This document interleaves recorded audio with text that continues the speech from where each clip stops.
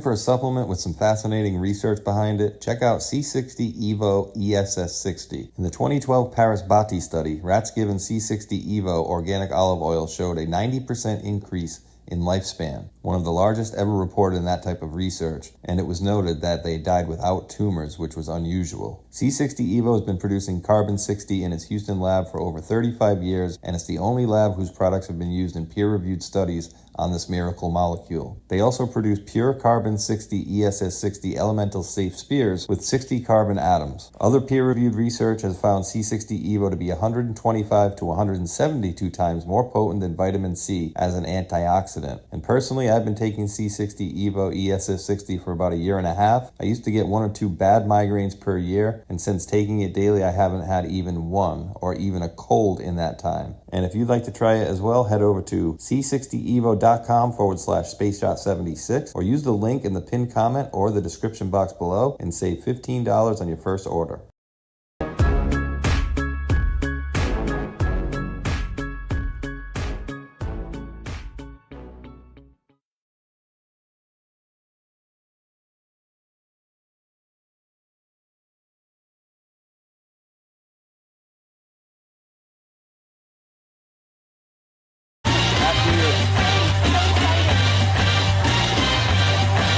Let's move.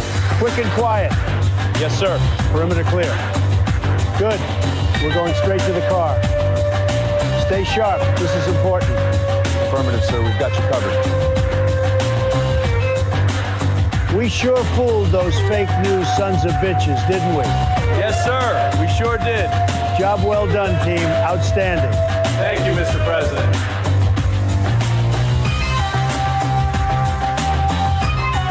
Well, good evening, ladies and gentlemen. Welcome to Table at Titans. It is Thursday again. I got Tron and Space Shot with me, and we've got so much to cover. I mean, the FBI D class that's just coming out with some of these things about coming out from their vacation they had with Operation Round River out there. I think we found vacation photos, and it wasn't a nice canoeing trip out there.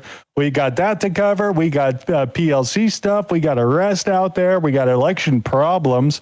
Again, they did raise up their rear head. We all know about the Democrats now because when they lose, they change the rules or they lose USB thumb drives. Well, we're going to get to that plus a whole lot more. I got about 80 tabs ready to roll with you guys, so hopefully everybody's ready to rock and roll because we got lots to cover. I got Tron and Space Shot. Tron, what's going on, my friend? What's up, guys? The week of PSYOPs continues. I mean, that is fantastic that we get this narrative of DJT going into a catering van clandestine style, and it kind of solidifies the conspiracy theories about, you know, not necessarily the doubles and whatnot, but decoys and moves and counter moves. And this is just a little peek behind the scenes of what's probably been going on the last 10 plus years. And now it seems like everything's coming into the spotlight at once. I mean, you mentioned the USB hard drives during the election, and they're always close at certain times, and then certain things happen. And it always happens in, of course, individual blue states that are really red, in my opinion. But we're going to get to that later. And thank you guys for joining us. Awesome show ahead.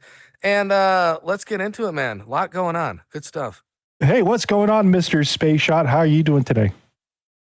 I'm doing lovely, dude. And like you said, we had an arrest, and that was part of an unsealing. And these Democrats, man, they went through. They stopped at nothing. I guess I could put it that way. They stopped at nothing to try to take President Trump, basically get him out of office and, you know, make his life a living hell. But yet somehow he managed to scrape his way back here this time. And it's great to see some of these folks that are getting their comeuppance. And I still want to see Mark Elias. I still want to see Media Matters. There's a few other people on there. Of course, you know, the usual suspects as well. But they made our lives, or they tried to make our lives a living hell, because they essentially thought that, you know, the only reason we're doing this stuff here is money. They're like, oh, we'll take your PayPal away. Yep, still doing it. Oh, Cash App, take it away. Yep, took that away. Excuse me. D Live, remember they removed the lemon chest for like a year or whatever? Yep, we still did it. So what these guys don't seem to understand is, if I get a check for $20 billion tomorrow, the only thing I'm doing different, or on our show Saturday, is I'm streaming from a better computer. That's it, right? So I'm here to see our country get better, and that's what these idiots don't seem to understand on the other side. But happy to be here, and don't ever forget to thank the mods, and actually we'll get back to that one in a second. But thanks to Country and the folks over there at Liberty Base News running the simulcast with us for the last 8+ years here, plus. And again, a big thank you and a stressed thank you to the mods, because Hulk, we got a little bit of an attack on Monday, and apparently I wasn't the only channel, and less than 10 usually thumbs down on the channel, and we had 214. So we had quite the little attack on that Monday, and like I said, it wasn't just me; it was all over Rumble, and it was it was pretty hard. If they weren't Russian bots, then it's not worth it, because you know how well those guys are, the Russian bots. We got to get some of them out. Wait, I thought that was us. Bleep blop. Well, actually, if we go back and do what they had told us in some of the D class itself, it was the FBI and the rest of those group. Those were the Russian bot disinformation, because they came out and said it. But we're going to get into some more of that stuff a little bit later. Let's do some of the pre-show stuff I wanted to show you here. Since we let in with the Mission Impossible out there, no, the show will not self-destruct in 5 seconds here. Yeah, they actually have catering truck. They actually released photos of supposedly what he got into and back out of, and nobody knew that he had taken off, even Marco Rubio and the rest of the guys still left on the plane. So, yeah, interesting things. So this is all coming out. I believe this is the Washington Post, or somebody released the actual photos and videos of what the operation supposedly was going on. But again, the biggest part of this entire thing that nobody's pointing to is the leak of the information about the inadequacies of the plane that he was on. That it supposedly didn't have any defensive capabilities, blah, blah, blah. We had a credible threat out there, and he changed planes and went on a C-32A over to Britain, and then changed planes back then. So thoughts on any of this so far? I mean, it seems pretty credible. I know Tron's got some stuff for it too, but the only thing I thought, I immediately, that day, the day before it happened or whatever, that day he was taking it over, I was making a big deal of the way he posted that True Social post, and I think a lot of people were rolling their eyes, because the way he read it, though, he was like, we're taking the new Air Force One, and then he's like, we're taking it to Mildenhall, and then we're also going to be taking, he didn't say also, we're going to be taking the old Air Force One. And then he goes, yeah, it'll be so great for them to see the new Air Force One. And I'm like, what the frick kind of shell game are we playing here? And come to find out, obviously it must have been because of a credible threat. But it is, it's amazing to see the things that he has to do to do that. And dude, how about the friggin' press sitting there like a bunch of sitting ducks after the fact, not knowing the whole time what was going on. But after the fact, they probably got a pretty good idea of what happened. And then, like, how would you feel, dude? Like, being a media person, thinking that you're on the plane with the president, you don't know anything's going on. Then you get off, and later on you find out, wait, I may have been like friggin' bait at one point here. I may have been a sitting duck. Well, the thing about this is, you got to think about, there's only a select few of people that would have known the problems with the Air Force One that he was on, especially that it didn't have some sort of missile defense system on there. That group is very, very, very small, in my opinion. That's the most important thing for everybody to remember about this entire situation, that got leaked to the press itself. And, Secret Service going, hey, Trump, hanging out with Vance and Marco Rubio, we're going to take him off the plane and you guys get to stay, because they might blow that shit up. So I'm just saying, I'm pointing that out. Well, the crazy thing is real quick, on August 11th, on when this information came out, we have a Delta there from 2018, think missiles accidentally fired. And that goes back to that threat on, I believe, somewhere in July of 2018, on that island, Whidbey Island, where that missile, or they called it a helicopter, was going after Air Force One and talking about reroutes and coincidences. So it's kind of interesting that was a story that was covered up in 2018. And now it's like almost everything's out in the open. We know that our president, our country, even Republicans and conservatives, we are targets. I mean, look at Charlie Kirk, look at a few other scenarios, and this further solidifies that. And also remember, the big, beautiful ballroom will be built with that war machine in there, and also the drone port. But this gives us a nice little, behind the scenes. I mean, a month ago, Boss on True Social, on a couple months, June 2nd, drop that Trump 007 of that James Bond kind of thing. So we're getting a little bit more from the security standpoint, and again, protected by the armor of God, and whatever scenario has to happen to protect our president, we're going to do that 1,000%. Damn, exactly. What you want to say, Mr. Space Shot? Well, I was just showing it on my side. I dropped it for you guys as well, but you guys remember a little trip down memory lane into July 29th of 2018 where, Avenatti, remember the scumbag lawyer? He says, this week promises to be very interesting. You might want to follow my Insta handle. And then he has a jet with crosshairs in it. Yeah, and then wasn't that like shortly thereafter that? Because I know we had the Whidbey Island, launch, right? Q400, yeah. And I forget which how do you spell Whidley? Widley? WHIDBE. Doesn't make sense. And that location was 100 miles from the location of that Q400 from August 11th drop that some guy on the tarmac that worked at the airport stole an airplane and just flew it around and crashed it into a mountain by himself. So it's strange that the Deltas are hitting on airplanes and missiles when Israel allegedly tipped off Boss on the threat. That's exactly. Did we ever find the missing eye or L or whatever it was? Well, the missing eye is a company called Iridium. It's a satellite thing, and that's what the Golden Dome's going to be, essentially. Ooh, yeah. Oh, we could bring that up a little bit later too. All right, you ready to get into some other stuff? Or you want to throw some more down on this? Let's throw this out here because we had the full-on eclipse the other day, and might as well put this out. There is your gravity loss for the 5 and 7 seconds that happened right there. Only on this ramp did it actually happen. I tried to go outside and tape myself to the grass and thinking that I was going to leave the earth, but it didn't happen. I'm sorry, guys. I got planted on the earth. Did anybody leave? A little jump? I mean, skateboarding's not easy. The hardest part about skateboarding is telling your parents that you're a homosexual. Very difficult. True story. Yeah. Oh, how many gay skateboarders do you know, Mr. Tron? None. It didn't lure me in. I didn't like it. The gay stuff never stuck. Good thing.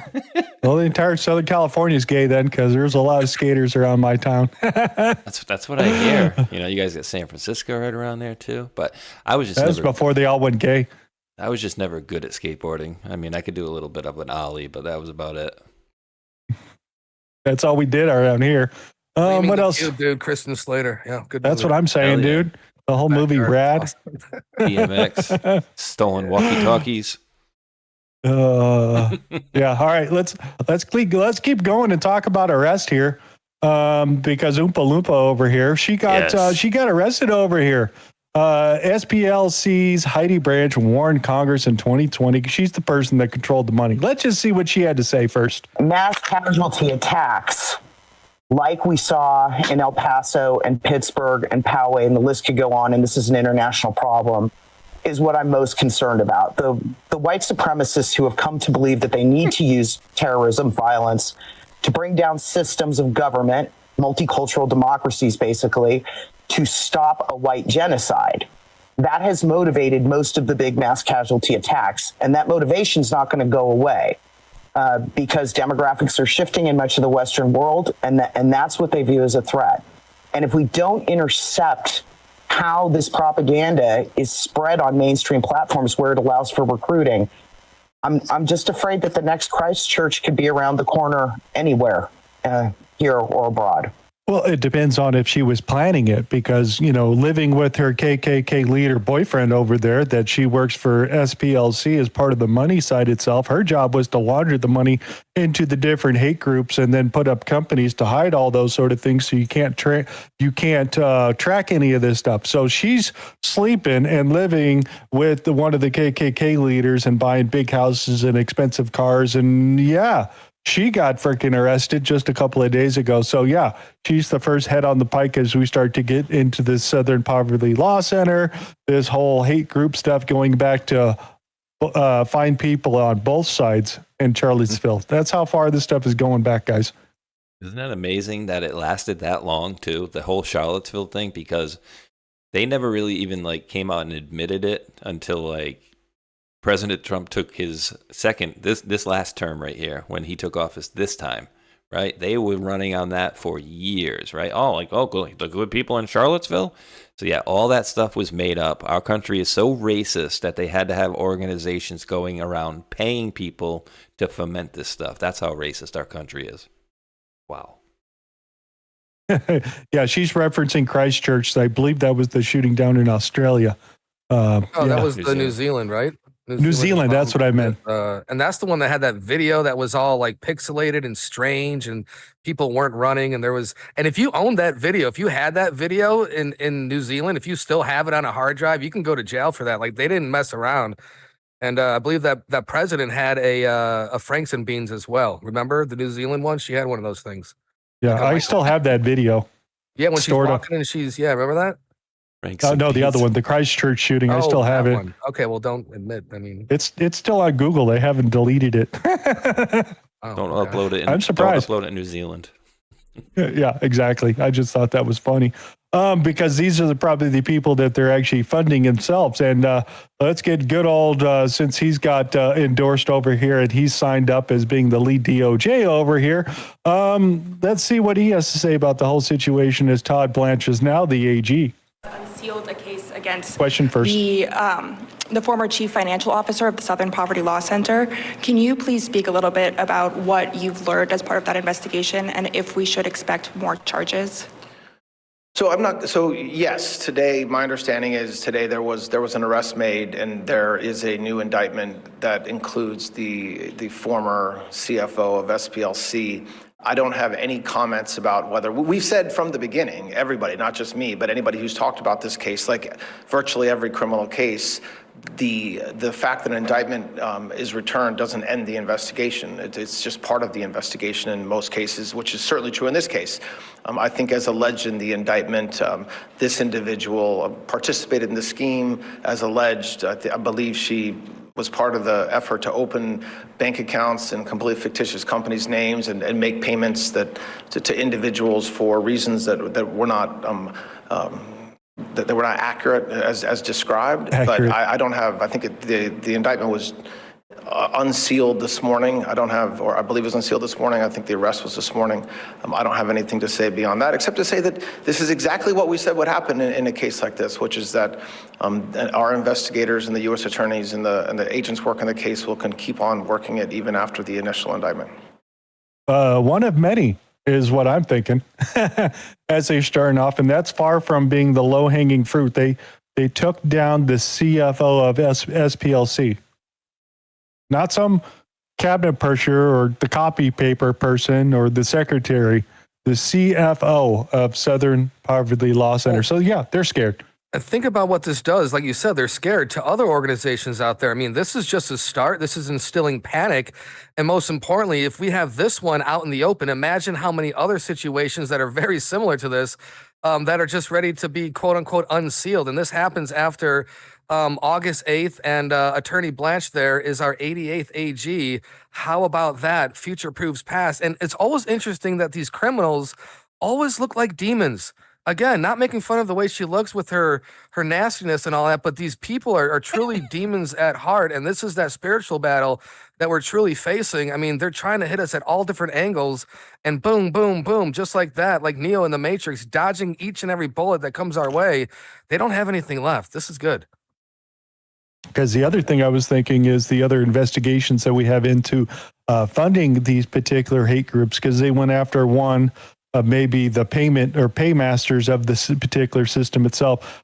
We still have the ones that are funding Antifa, and I can't remember off the top of my head which billionaire they're basically connecting it to, doing a lot of these riots that seem to be disappearing because there is no money left to pay any of these people here. They're in some areas, but not as wide as we've seen before. Anybody remember that person that was funding? It was like a Reid Hoffman or something. I can't remember. Roy Neville Singham, I believe. The Yes, guy from Singapore. those guys. Yep, There's a couple of them, and a guy from America doing the same thing, and they got really quiet, and all the riots stopped and protesting. This is what's coming for all the rest of you folks out there. And again, remember, this was per Technofog. I haven't seen one of their posts in a while, but I did today or yesterday. And right there, the key word being the first word right there, unsealed. The indictment of former SPLC CFO Heidi Berich. She lived and dated and lived with a neo-Nazi and used donor funds laundered through fake companies to enrich them both.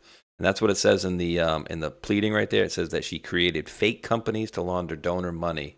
Romantic relationship with F9 between 2015 and 21. Approximately $140,000 in donors' money flowed from the SPLC operating account through the Tech Writers account and was ultimately deposited into the joint bank accounts held by her boyfriend and her. Isn't that nice?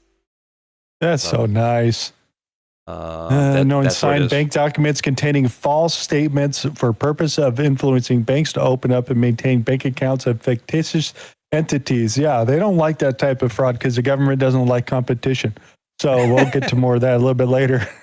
We're the launderers. We're the only one that launders money around here. So let's go. Let's keep going here a little bit here. We need to get into right about here. Because what is a woman? Bill, good morning, Shannon. That's right. If you wanted clarity, you didn't get it. The decision that the WNBA Anti-Hate Task Force reached at their meeting yesterday was to essentially have more meetings. Their statement to ESPN says today's meeting covered a wide range of topics, including ongoing discussions on transgender athletes and the continued hate and vitriol directed at players online. There are no immediate eligibility matters affecting the WNBA, and we strongly denounce the bad faith efforts to use these topics to demean or marginalize others.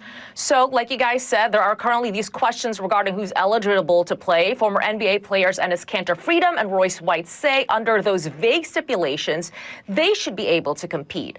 There are a lot of reactions online slamming the league's move to essentially delay a decision. So we've got two ex-NBA players that have signed up for the WNBA because they have identified as trans and they identify as women, and they want to go play basketball in the women's league out there, and putting them to their tried and true what is a woman out there. Since the WNBA hasn't defined what a woman is, they can't tell these people that they can't participate inside the NWA or the WNBA here. So yeah, let's get a little talking points here from one of the players. Set to do an interview with CNN at 5 p.m. Central, and around 2-3 o'clock they messaged me and said, "We're canceling the interview. We have other news." That's the universal excuse. We have other news, and I just, for the life of me, they're not giving Black women a voice.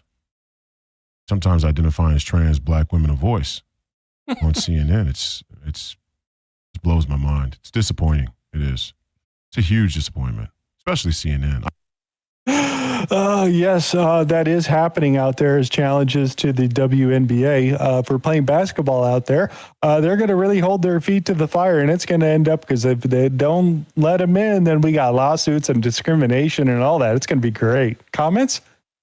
Oh, dude, it's getting funny out there. Yeah, and it's getting to be a joke. And the funniest part is, like, they're allowing their biggest star in their league to just essentially get assaulted left and right. But I heard, and I don't know, but I heard that they're gonna be, making some changes and looking into, man, feel like a woman. Oh wait, and dude, what are they doing there? They're blocking something on that video. Yeah, they don't want to see his mammary glands there. So yeah. But wait, I can go on YouTube and I can watch Brittany Griner shoot, jump shots from the side of her pool with no shirt and nothing covered. That's a little telling. That's before she changed and went trans, right? No scars, no nothing, dude. Yeah, this is really the only way we save our sports for the future is by mocking it. I mean, this is insane. And we had 4 or 5 years of this nonsense, and this is what's ever left over. And this is, again, why we see Boss at that, Patriot games the other day. We have UFC in front of the White House. The NFL is pretty much done now. And WNBA is actually financed by the NBA, and that's a complete joke as well. So professional sports are much, much harder to watch now. Go ahead and read this for everybody. George Washington Carver Museum, which is funded by the city of Austin, just posted a video featuring a dude wearing a wig and a woman's dress. Yes, this is real. Our tax dollars hard at work. Oh my goodness. In 1926, but here's the kicker, that was when Austin was very segregated. So the good news is, in 1933, and over a long period of time, citizens on the east side said, hey, we need our own space, we need our own. That's about all I'm going to play right there, but just to kind of round that up there for everybody. The DEI, Mr. Rogers. Oof. Whew. Oh, I don't even know where to put half of this crap here, so I just wanted to get some. In the wood chipper, yes. Dude, the strange shit. Hot. So the girl's hot. Space Shot's aroused. That's not a wig. I'm telling you. Guaranteed. I need that little kid that says boys have a penis and girls have a vagina. Yeah, need to put that as a clip. Cop. Shout out. Yeah, we need that back again. Yeah. I had it on my YouTube channel, and I think it got kind of blocked, dude. I literally put the audio to the little kids talking about that, and then I put the video of Ketanji Brown Jackson when they asked her what a girl is. That's right. Right. Oh, okay. Anybody want to take a crack at this? Just as a reminder, as we get into some other stuff. Just a reminder that we are already under he says but I'll tell you about 50 national emergencies with respect to foreign interference in our elections. EO 13848 is still in motherfucking effect until September 12th of 26. Let's see what happens. And every year, do they keep doing it? Yeah, so Trump says stranger things have happened than declaring a national security emergency for elections. Which means, if you guys didn't know, because I had to go look at that. So if he declares a national emergency on the election itself, do you know how you repeal that back if you wanted to stop it? Oh, we would need 2/3 of Congress and 2/3 of the Senate to vote it. Mm-hmm.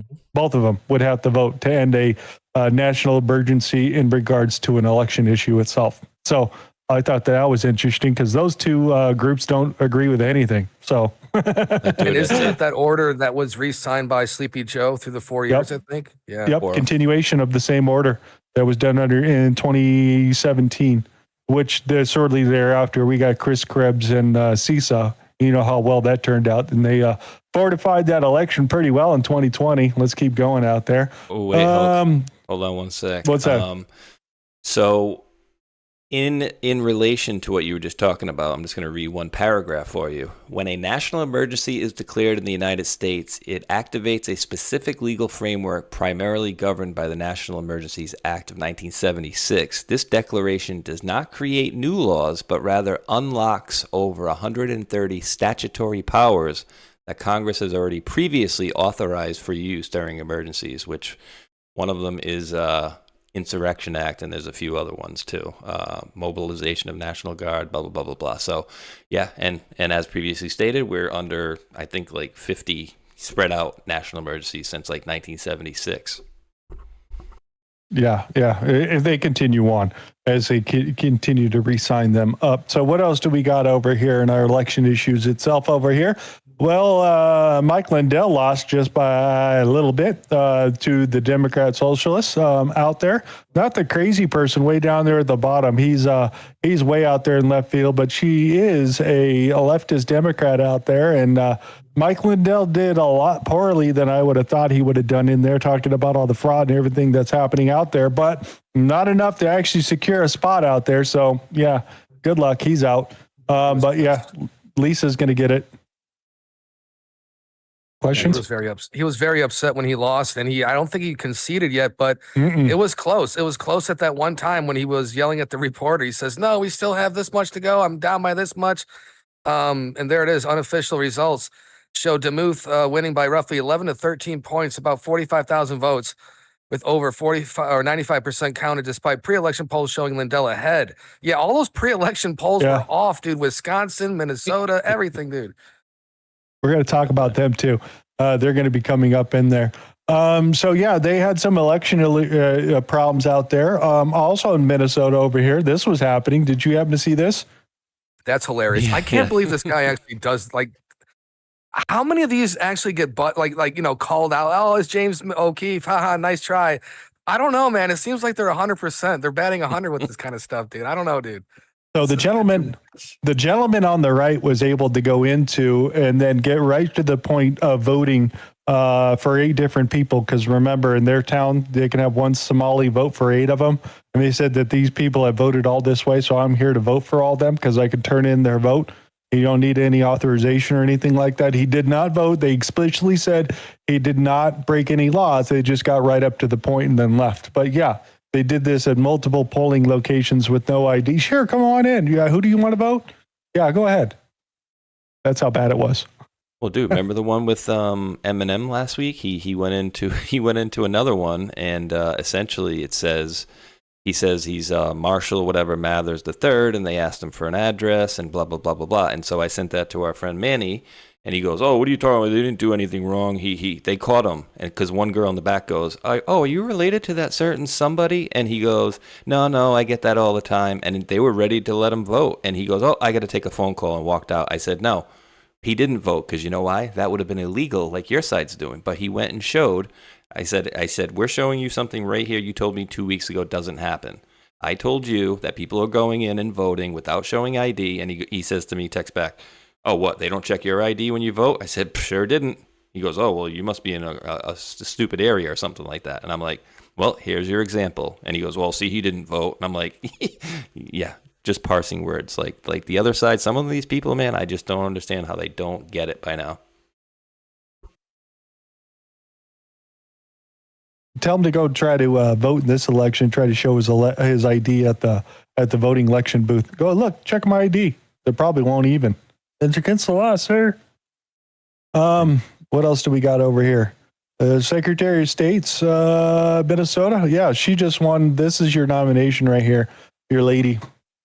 Assalamu alaikum. My name's Peggy Flanagan. I am the Lieutenant Governor of Minnesota, and I'm really honored and humbled to be here with all of you today. I am incredibly clear that the Somali community is part of the fabric of the state of Minnesota. I think about my friendship with Nimco. We've been friends for almost 25 years.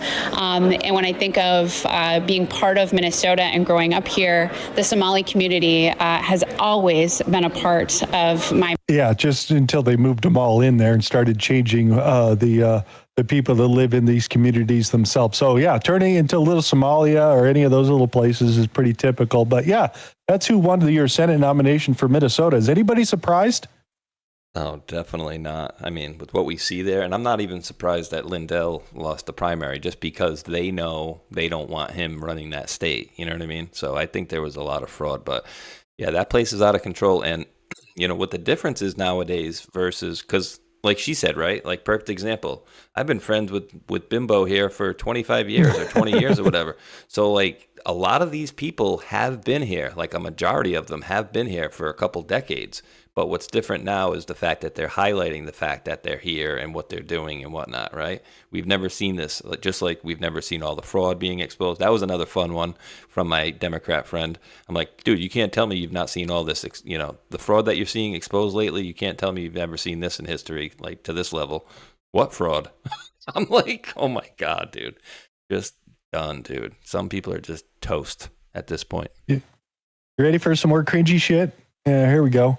Yeah, this is Abdul for Senate. Yeah, let's go. Makes me want to wag my tail. When it comes, I want to wail.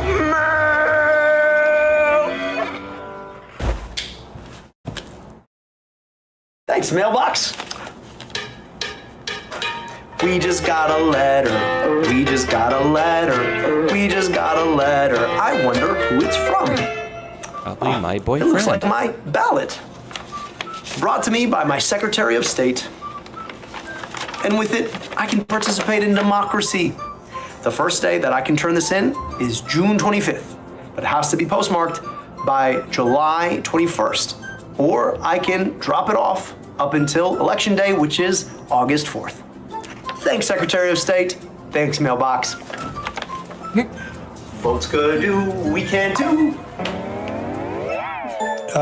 Yeah. Yeah, that's pretty damn cringy, guys. Yeah, they just think that's totally normal. Just go for it, right? Dude, that is gay. to the max, dude. Oh my word! And I forgot who said it earlier.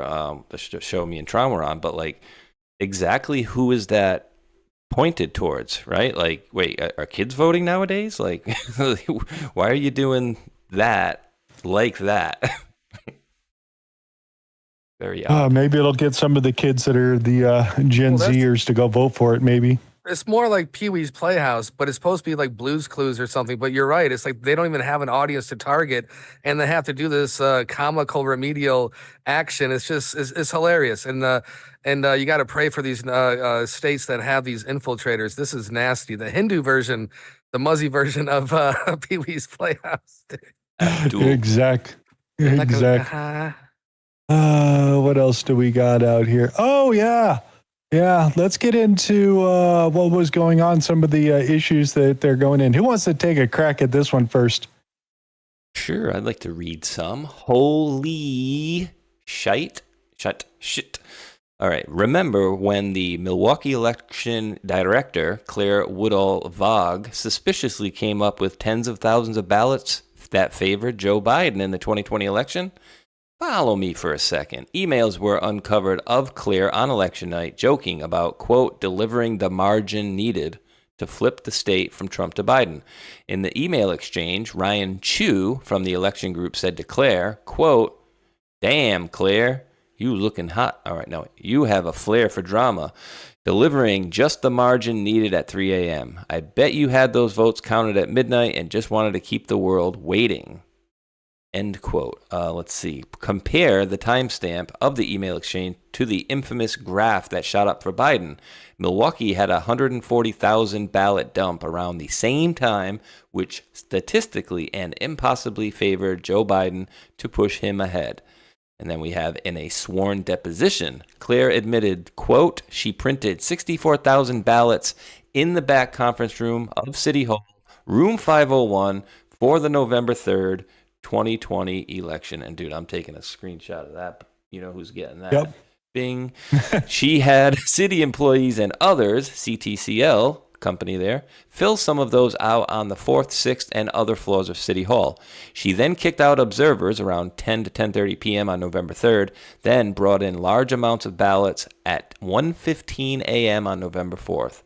Per Peter Berniger, the result, Donald Trump was leading in Wisconsin by 120,000 votes, and he himself warned of late-night ballot dumps. He was right. Vote totals. Biden, Exactly. 1.630 million. Trump, 1.61 million. A 20,682 vote difference. Just a coincidence.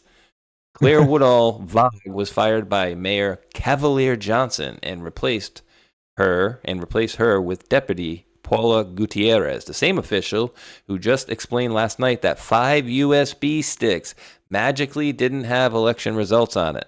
The theft cycle didn't stop. Boom. Yeah, so long as we're all on the same page, because I had to go back and figure out what the F was happening over here.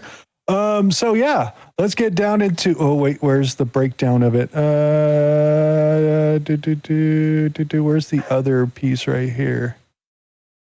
We'll start. Actually, you know what? We'll just kind of back and forth on some of these. You want to take a crack at this one? Ooh, what we got? Okay, let's get you caught up on what happened in the primaries last night. Not gonna go over every race, just the important ones. I think one of the biggest takeaways from last night was how the press were lying their arses off with their polling. In Wisconsin, quote, establishment candidate David Crowley edged out Democratic communist whack job Francesca Hong. He won by 0.5 percentage point. The adoring mainstream media and its allies in the polling industry had this Thanksgiving-hating piece of dog shit Hong ahead by double digits. One poll that was often referenced, the State Navigate survey, released just 4 days before the election, showed Hong holding a 22-point lead over Crowley. Hong conceded directly to Crowley early this morning and declined to request a recount, opting to unite the party instead. This bish would have to pay for the recount with their own money up front. Yep, that ain't happening. Conservative Congressman Tom Tiffany easily secured the Republican Wisconsin gubernatorial nomination. In Minnesota, quote, moderate Democrats suffered another loss as progressive Peggy Flanagan, as we just saw, captured the Senate primary over Representative Andy Craig.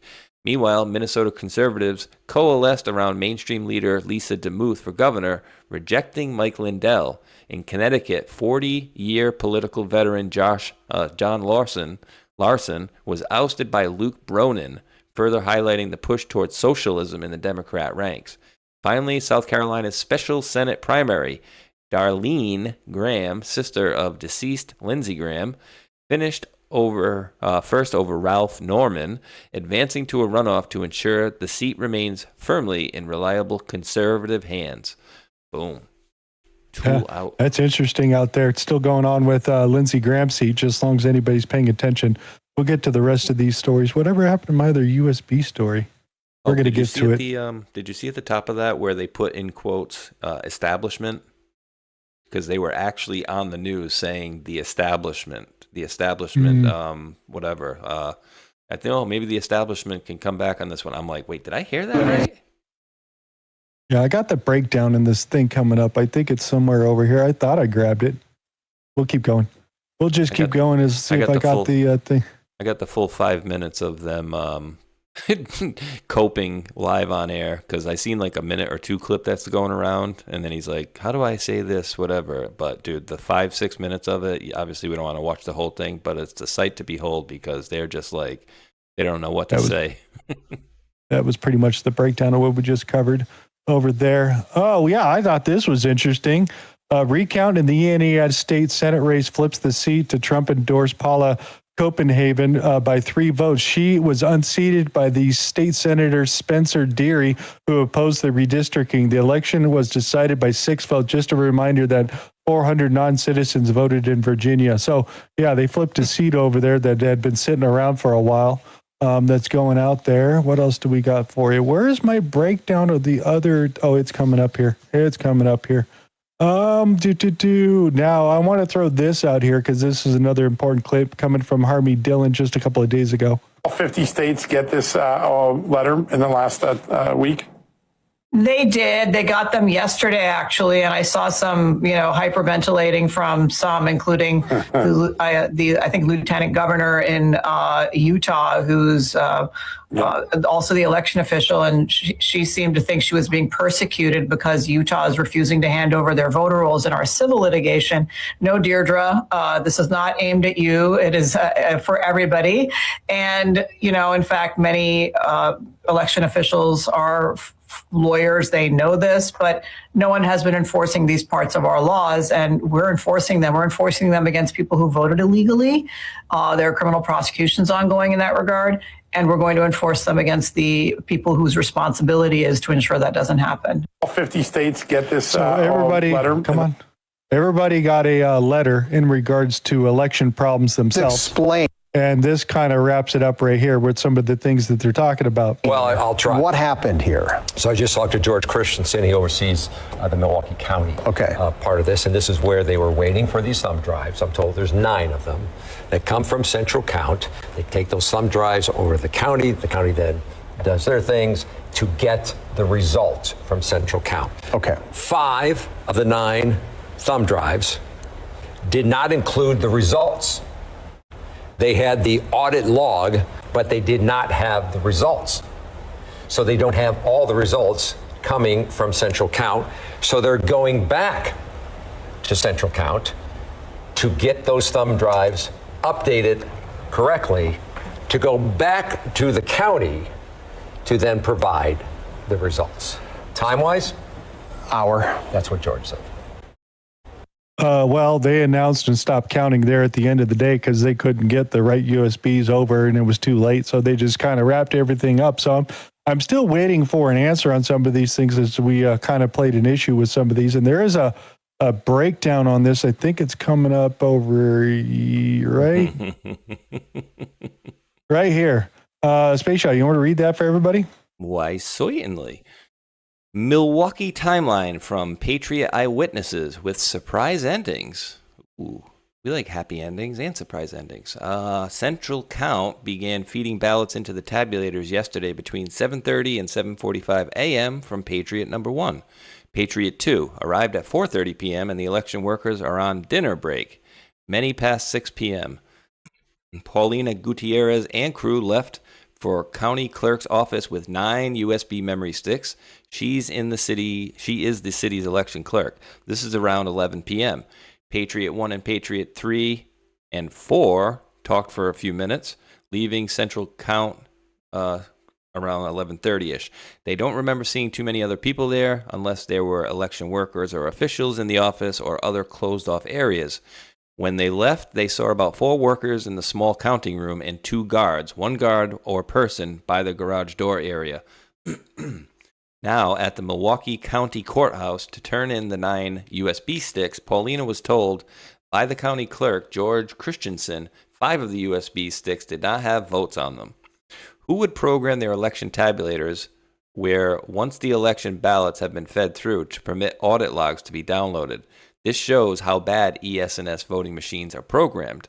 Oh, how utterly bad ESS Vote Company is, and they don't know what they are doing. Near midnight, Paulina is on TV claiming tabulator operators downloaded audit logs to the 5 sticks instead of the votes. She claimed it was human error. They had to go back to Central Count and re-download the votes to those 5 sticks, then drove it back to the county courthouse where Christensen's office is located. It's about a 6-minute drive. Surprise, we are not aware of any Republican observers who were there. They thought it was all over when Paulina left Central Count the first time. So who knows what happened at Central Count early this morning. Note, there was a Democrat propagandist media guy there. Not sure how he knew to stay. Perhaps he followed Paulina to the courthouse the first time. The MKE mayor, Johnson, on the left, and Paulina in the image below. Johnson is responsible for picking Paulina, who has been a disaster running Milwaukee's elections. Seals broke on all tabulators in 24. She has taken the black curtains down only to put up a concrete wall hiding parts of the election process for this election and is always, always late on election results. At least it wasn't broken water pipes so more ballots could be stuffed in here. It was just a delay. Wait a minute.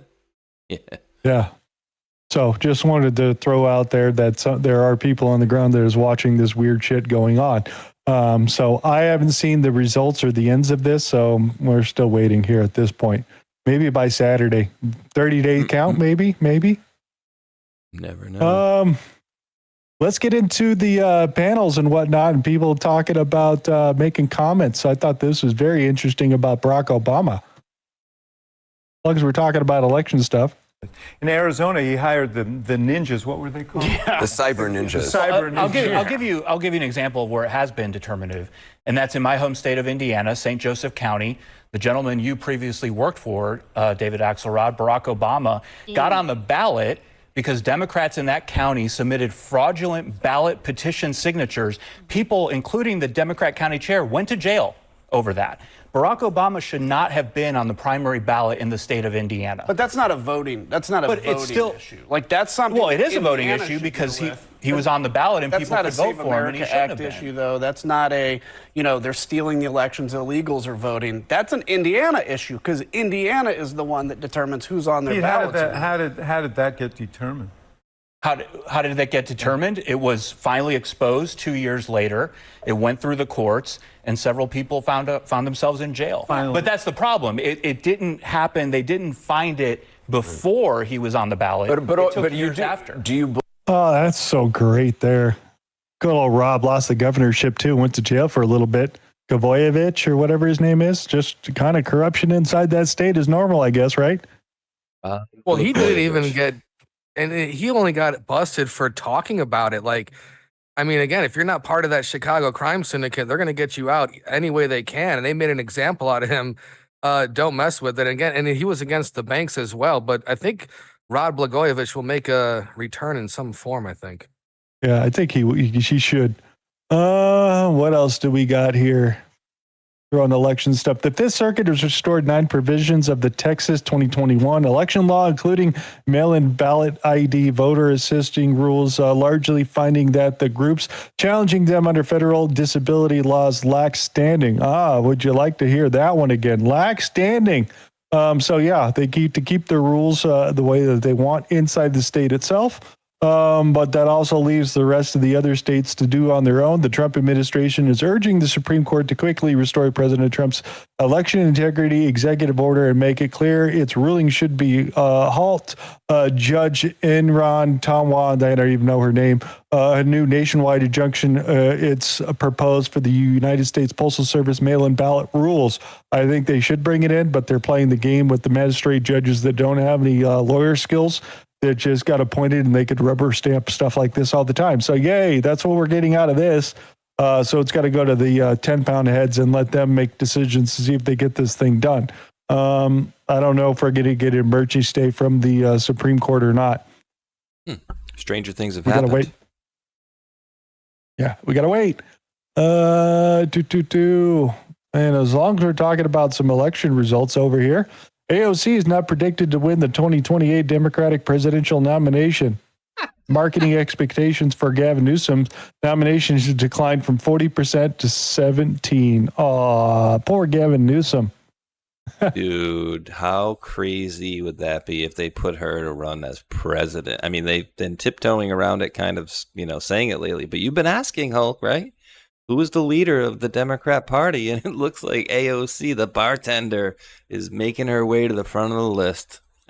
Thank What are the you. chances? I mean, this is. I mean, look at what they have left. And how is JB Pritzker not on there? Is he not going to go for that? I think he'd have a better chance than a lot of those characters. But yeah, Newsom completely falling off. And look at that AOC for the. That's hilarious.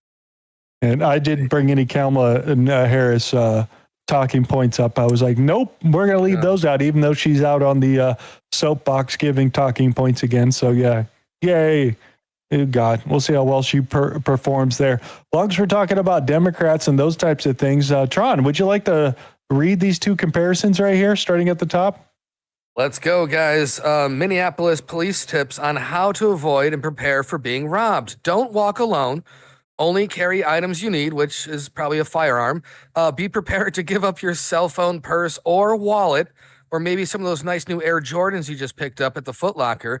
Don't fight with the criminal unless you are a criminal.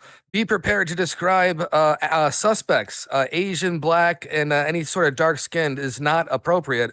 And then here's Idaho, guys. Idaho police tips on how to avoid and prepare being robbed. You carry a firearm. You use the firearm. You call 911. You tell officers you were afraid for your life. Actually, yeah, this is correct. And we'll answer any questions with a lawyer present. Yeah, the bottom one is what you need to memorize. There it is, guys. And it all depends on the state you live in. Look at that, man. It really makes a huge difference. Yeah. So Democratic on the top and Republican on the bottom, your policies. Gee, I wonder if the crime rate's a little higher in the Democrat areas. I'm just wondering. Oh, yeah. I mean, dude, and that's, that's smart tips there. And, somebody told me a long time ago, don't go get the things like on your guns that say like wrong house and stuff like that. While they might look cool on your gun, they can use things like that in a courtroom. So say, God forbid, somebody breaks into your house, you have to kill somebody. Then they might look at your gun and go, oh, look, this is the type of dude who just wanted to shoot somebody, right? He was ready to shoot somebody. So for that reason, I have a little American flag on the back of my Glock, not one of those or the Punisher symbols. Well, in my state, you can't shoot someone in the back. So if you're ever going to do anything, protect yourself. Make sure they're facing you. Don't make it, and make sure they're in your house. Don't catch them as they're running out. Hey, did you drop your phone? All my bullets, they have warning labels on them. They say on the bullet itself, do not stand in front of. I think that's fair enough. A fair warning out there. Just read the label as it's flying by at the speed of sound or whatever.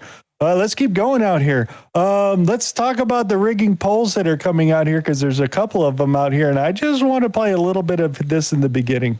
They also missed with El Sayed. So are these socialists impossible to poll for, or what's the glitch in the system here, Mark? Well, I think people should have their pattern recognition hats on because I'm starting to see a pattern. Yeah, listen. there's a ton of caveats about primaries, and there are a lot of primary misses that have happened in the past, and even not that long ago.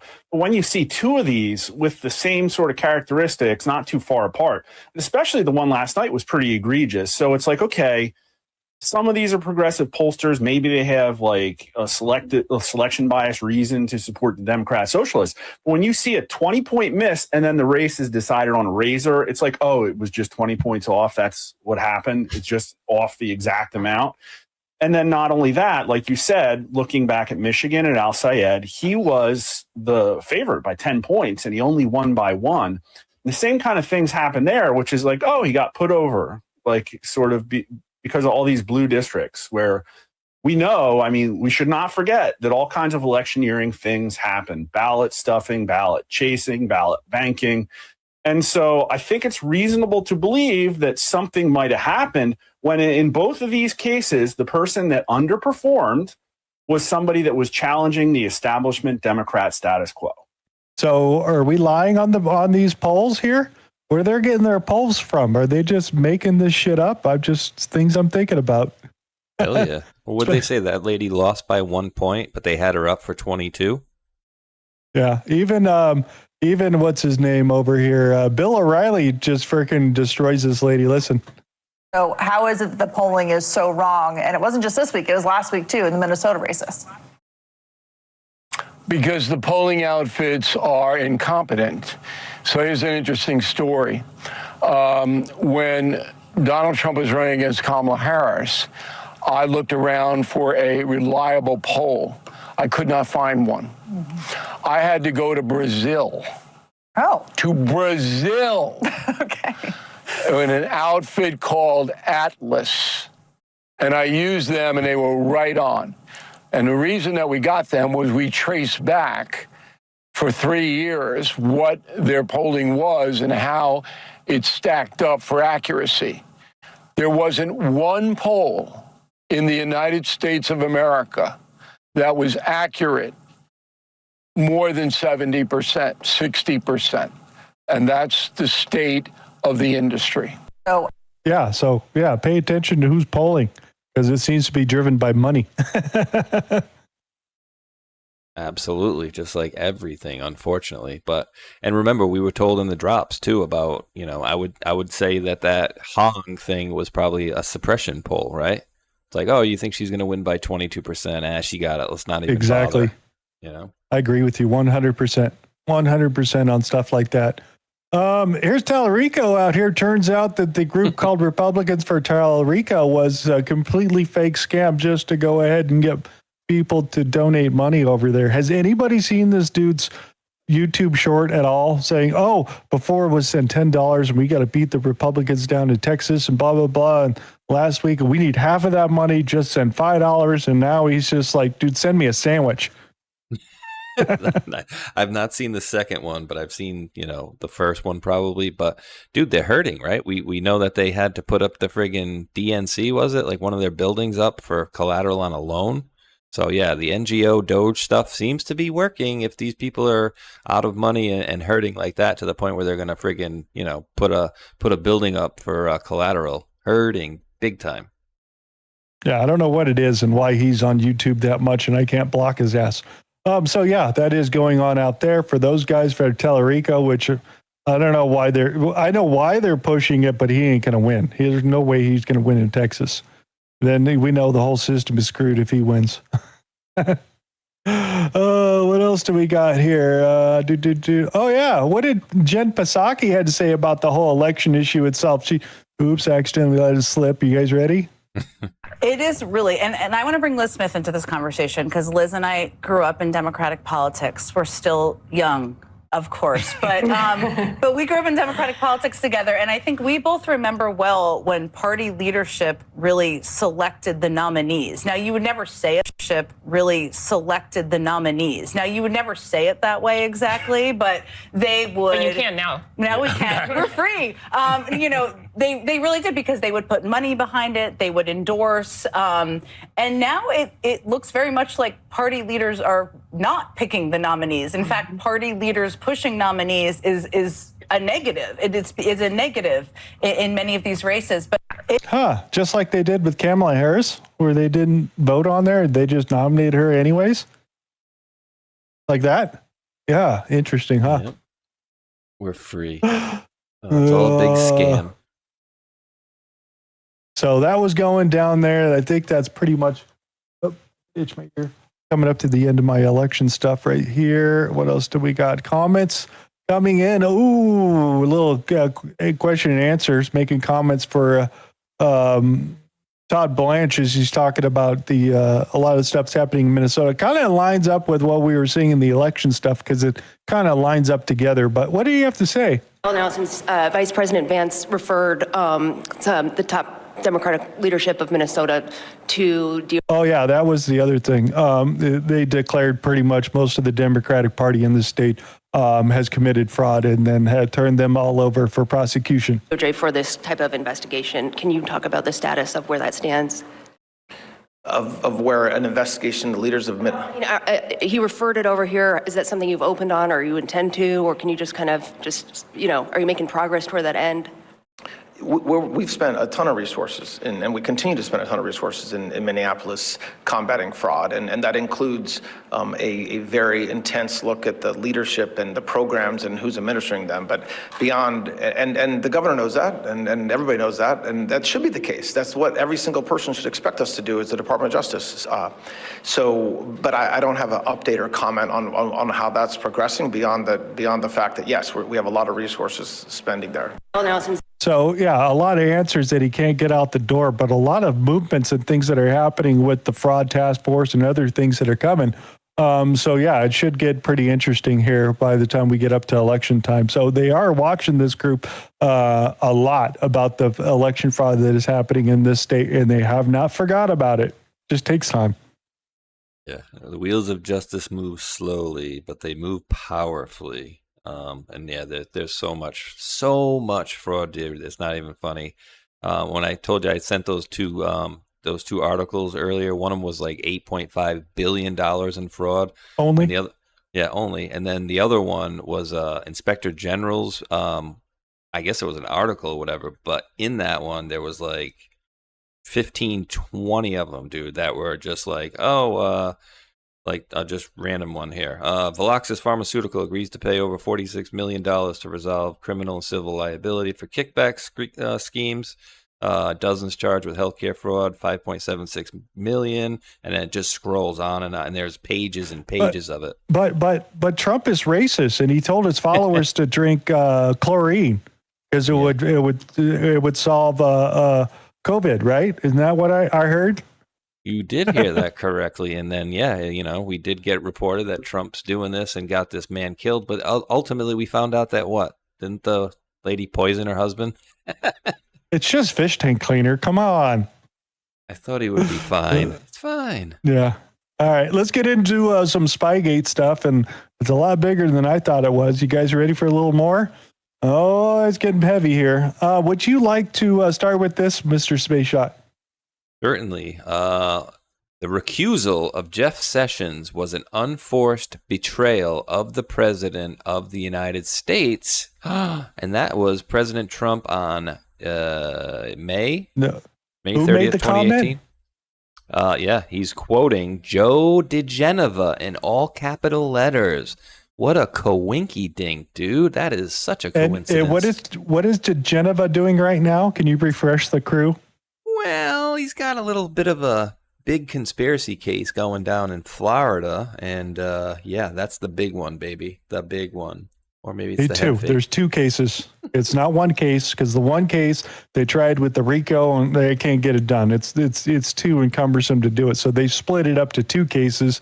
And remember that Mike Rogers is a witness, corroborating witness in one of those cases, talking about all the Spygate stuff and this and that and all those sort of things. So it comes out that newly declassified documents showing the FBI opened a criminal investigation into then Attorney General Jeff Sessions one day after the president fired Director James Comey, codename March Toll. The investigation focused on the potential false statements Sessions made to Congress about the Russiagate contacts, even after he sent the letter to the Senate clarifying his early testimony. So, Tron, when do you think this happened? I don't know, maybe sometime around 2017, maybe Yeah, what month do you think it happened? October-ish. No, May, No, May. March. This March. April, This May. second investigation was done in March, which comes back to that thought process of March Madness. Remember how we November. followed those so many times? This was the name March told the investigation into Jeff Sessions. So these code words and all these things that Trump has been saying is coming from a lot of these Spygate and the things that they've been doing. So March Madness was started on March 2nd, 2017, if I remember right, somewhere right around there, as they were getting into a lot of this stuff over there. I think, no, 2018. I got to go back. After Yeah. 2017 is the first drop. So Yeah. that is interesting that it's called March Toll. And like you said, we're going back to March Madness. It's all kind of connecting. So just there's a couple more that I found like this I was kind of surprised on. So we're going down that thought process over here. Space Shot, read that. Mr. Brian Cates, we long suspected that the FBI did this after Comey was fired and Sessions supposedly didn't stop him, and therefore it was legitimate to wonder if Sessions was also a Russian asset. But now, after 9 years have gone by, we get, quote, official confirmation and official, quote, documentation that the FBI really did launch a counterintelligence investigation into its own U.S. Attorney General, who was supposedly overseeing the agency. So the shadow government was so pissed off that Trump fired Comey that it launched counterintelligence investigations of both Trump and Sessions, the sitting U.S. president, and the Attorney General, and I would say the National Security Advisor as well, and General Flynn. Yep. Yeah, all those all at the same time. This is just kind of looking at what Sessions was doing here. Oh, yeah. Yeah, read this one too. Yeah, this is just great. Excerpt from Andy McCabe's book, and the timeline is just gross. May 9th, 2017. Comey is fired. McCabe is told by Jeff Sessions that he would be the acting director of the FBI. May 10th, 2017. McCabe opens March Toll investigation into Jeff Sessions. McCabe started investigating the man who promoted him in less than 24 hours. What a scumbag. Dude, that's just absolutely crazy. These little tidbits that we find out years later where this stuff is starting here. Yeah, let's keep going out here. And again, like Oxford Comms, March Toll probes relied on a flimsy evidence, a letter from two Democrat senators that was weeks old, and the story from the left-leaning Huffington Post out there is where they're getting their particular information out here. So I thought this was great and interesting out here. And did I get the other piece over here? We're going to get to that. We're going to get to that clip right here. Now read this. The two senators, dude. Read this. Yeah. Letter from two senators used to open March Toll should have been called March Troll. Trump's been using it ever since.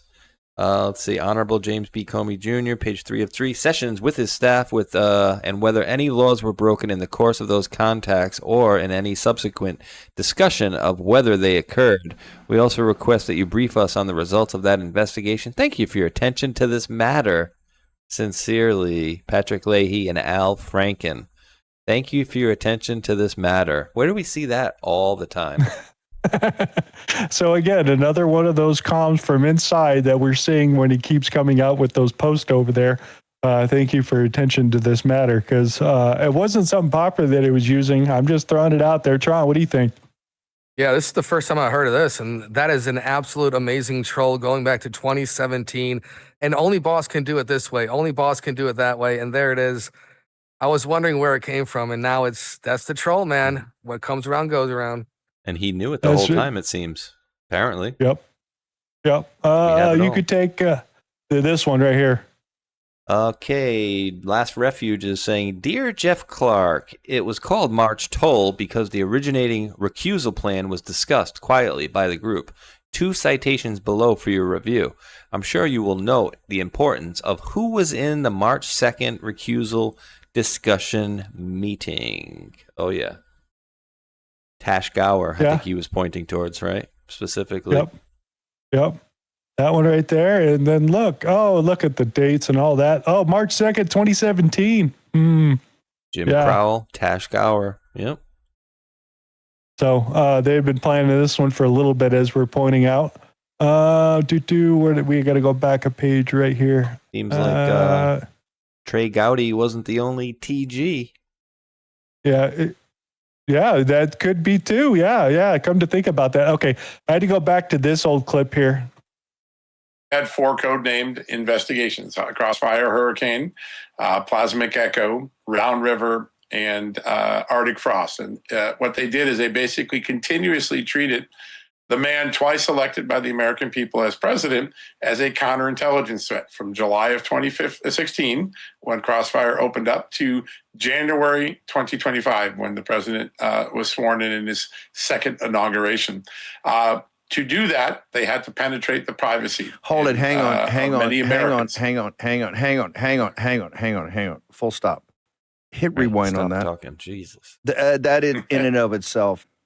Yeah. The president, the FBI treated the president of the United States, a man twice elected president by the American people, as a continuous national security threat from July of 2016, in the middle of his first campaign, to January 2025, when he was sworn in for his second inauguration.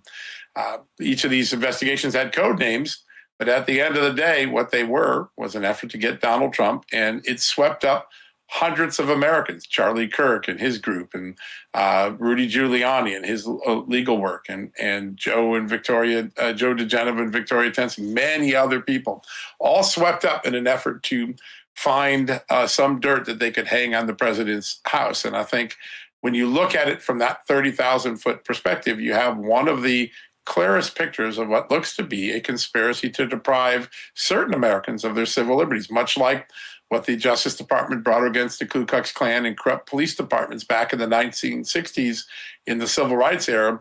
You now have a new version of it in 2026, which looks at the FBI and associated intelligence agencies and government agencies as potentially depriving the civil rights of President Trump and those around him. And by the way, Harmeet Dillon is quoted in the story. She's the Assistant Attorney General for Civil Rights, saying exactly that in the story today. Yeah, take that. So just the amount of code words that they're using in their Crossfire, Hurricane, Plasmic Echo was them going after Mar-a-Lago stuff out there, Round River, and then Arctic Frost at the very end to wrap everything up right before the election, including some of this other stuff we're going to get into. Even that session one that we had just said, well, what did they call that? March toll that was out there. So I'm just the amount of operations we're seeing there going against these people running a government is absolutely crazy. It's far worse than anything I could possibly think of, to be honest with you, especially learning that McCabe won after Sessions 24 hours after it. He was appointed for the position. So, yeah, I'm just amazed. And then remember that Sessions appointed Durham on October 28, 2017, the first day as the first Q drop. Oh, yeah, that's right. Yeah. Interesting. Because there was McKay or Durham and Huber out of Utah, which turned into nothing there at the end, but it is what it is, right? Oh, dude, what did he just say? The 1960s civil rights unit, civil rights, right? Yes. Okay. Yeah. What must be engaged military? What must be completed to engage military intelligence over the 3-letter agencies during the 50s and 60s? Federal troops and federalized National Guard forces, accompanied by military intelligence personnel, were deployed to help integrate Southern schools and help deal with the civil disorders in Detroit in 1967 and other years following Dr. Martin Luther King's assassination. I think they're talking about the laws being applied to those people that are perpetrating wrong against these people, using those in their civil rights. Not so much going down there and have to put troops on the ground to arrest these people or anything like that. No, I think it's the laws that they're talking about, to be honest with you. Very well might be, but I thought it was interesting. But dude, you make a good point in that this was I say all of government, but I can't even say just all of government. This is like an all of world approach. Every government organization that we have, all these outside organizations, other countries, they were all pointed towards him. Right? Yeah, but UK. Still, he won somehow. Ukraine, just how many freaking things that we've seen to try to not get somebody elected and they got elected. It's pretty freaking amazing we're even here at this point, to be honest with you. It is. We've never seen anything. No president has seen the crap that he's seen. Yeah, they killed Kennedy and they killed Lincoln, but the same thing. And that's why I posted it out a few weeks ago. Same flyer that they had in Dallas is the same one they have for President Trump now. Oh, wanted for treason, blah, blah, blah, blah, blah. And I try to remind people, especially the Democrat side, that, hey, by the way, this is the same group that killed Kennedy that's going after President Trump right now. Wow. Yeah, that's true. Exactly true. So that's happening. What else do we got over here? We'll let him do a couple of minutes of this as they get some of these things down. Fox News alert. Everything Primetime has been saying about the FBI and the Biden family has just been confirmed. For years, we've told you the FBI knew everything the Bidens were up to. The cash, the Chinese diamonds, American policy for sale. Not only was Biden blackmailing other countries and other countries blackmailing him, but the FBI was blackmailing Biden. Senator Chuck Grassley just announced that the Federal Bureau of Investigation has had 40 informants inside the Biden family for the last 15 years. What does that mean? It's exactly what you think.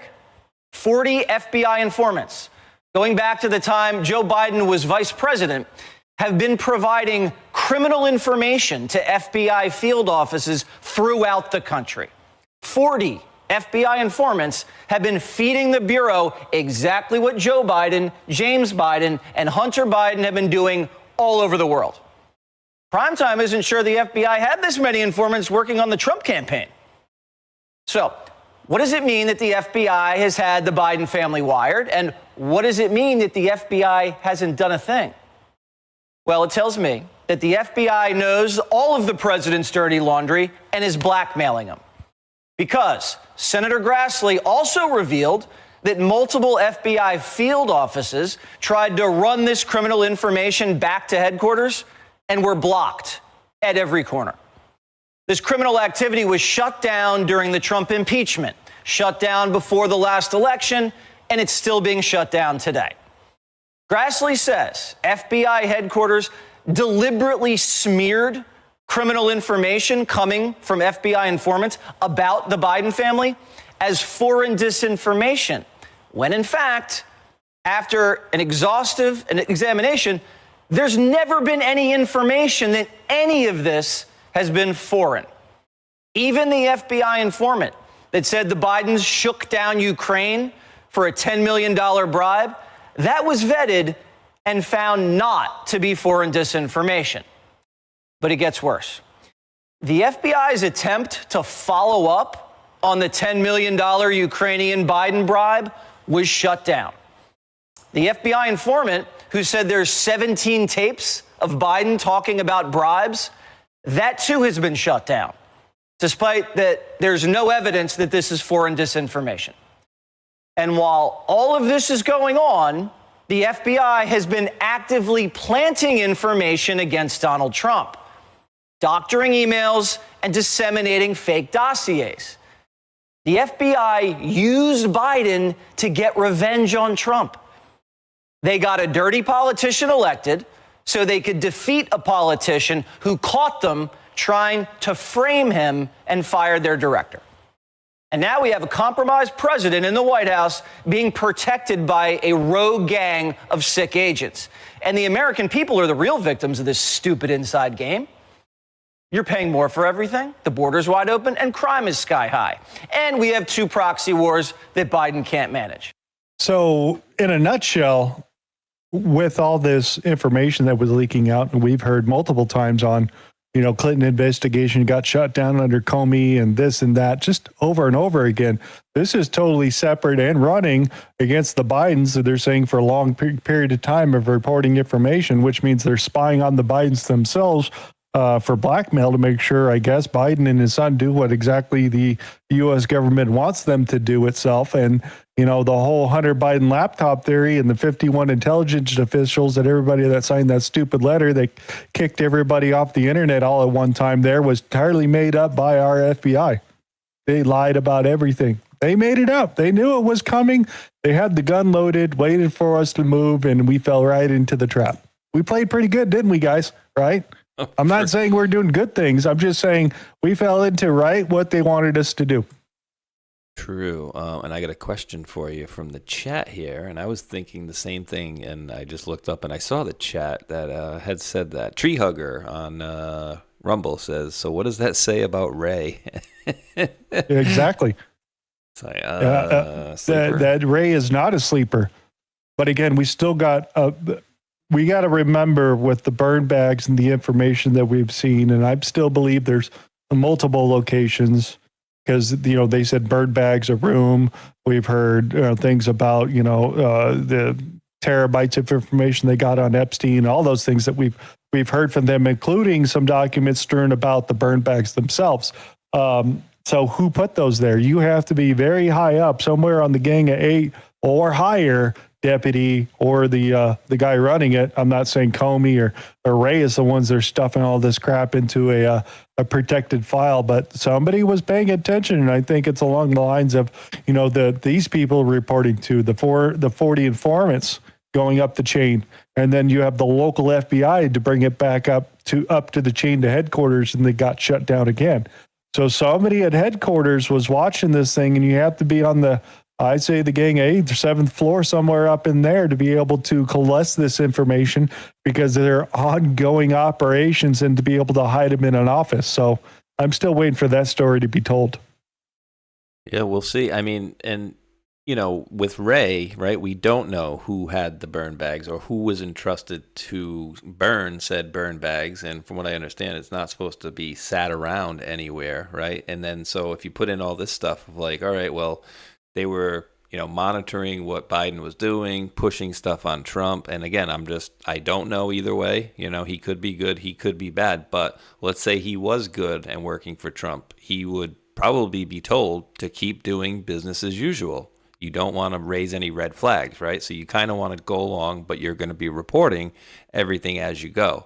I'm sure that happened with a handful of folks over these last many years. Again, I can't tell you with confidence, yes, he's a good guy, or no, he's a bad guy, whatever the case may be. There's just so many operations. I'm thinking at the beginning of Trump's first term that were all set up by the FBI as they ran in there. Even the whole Flynn debacle and all that crap, they made all that shit up. So, which I find very interesting. And let's see what type of prosecutions we're getting out. Because normally they don't talk about things unless they're not going to prosecute on them. So I find that interesting. So I don't know, just put that in your cap because they never talk about ongoing investigations, right?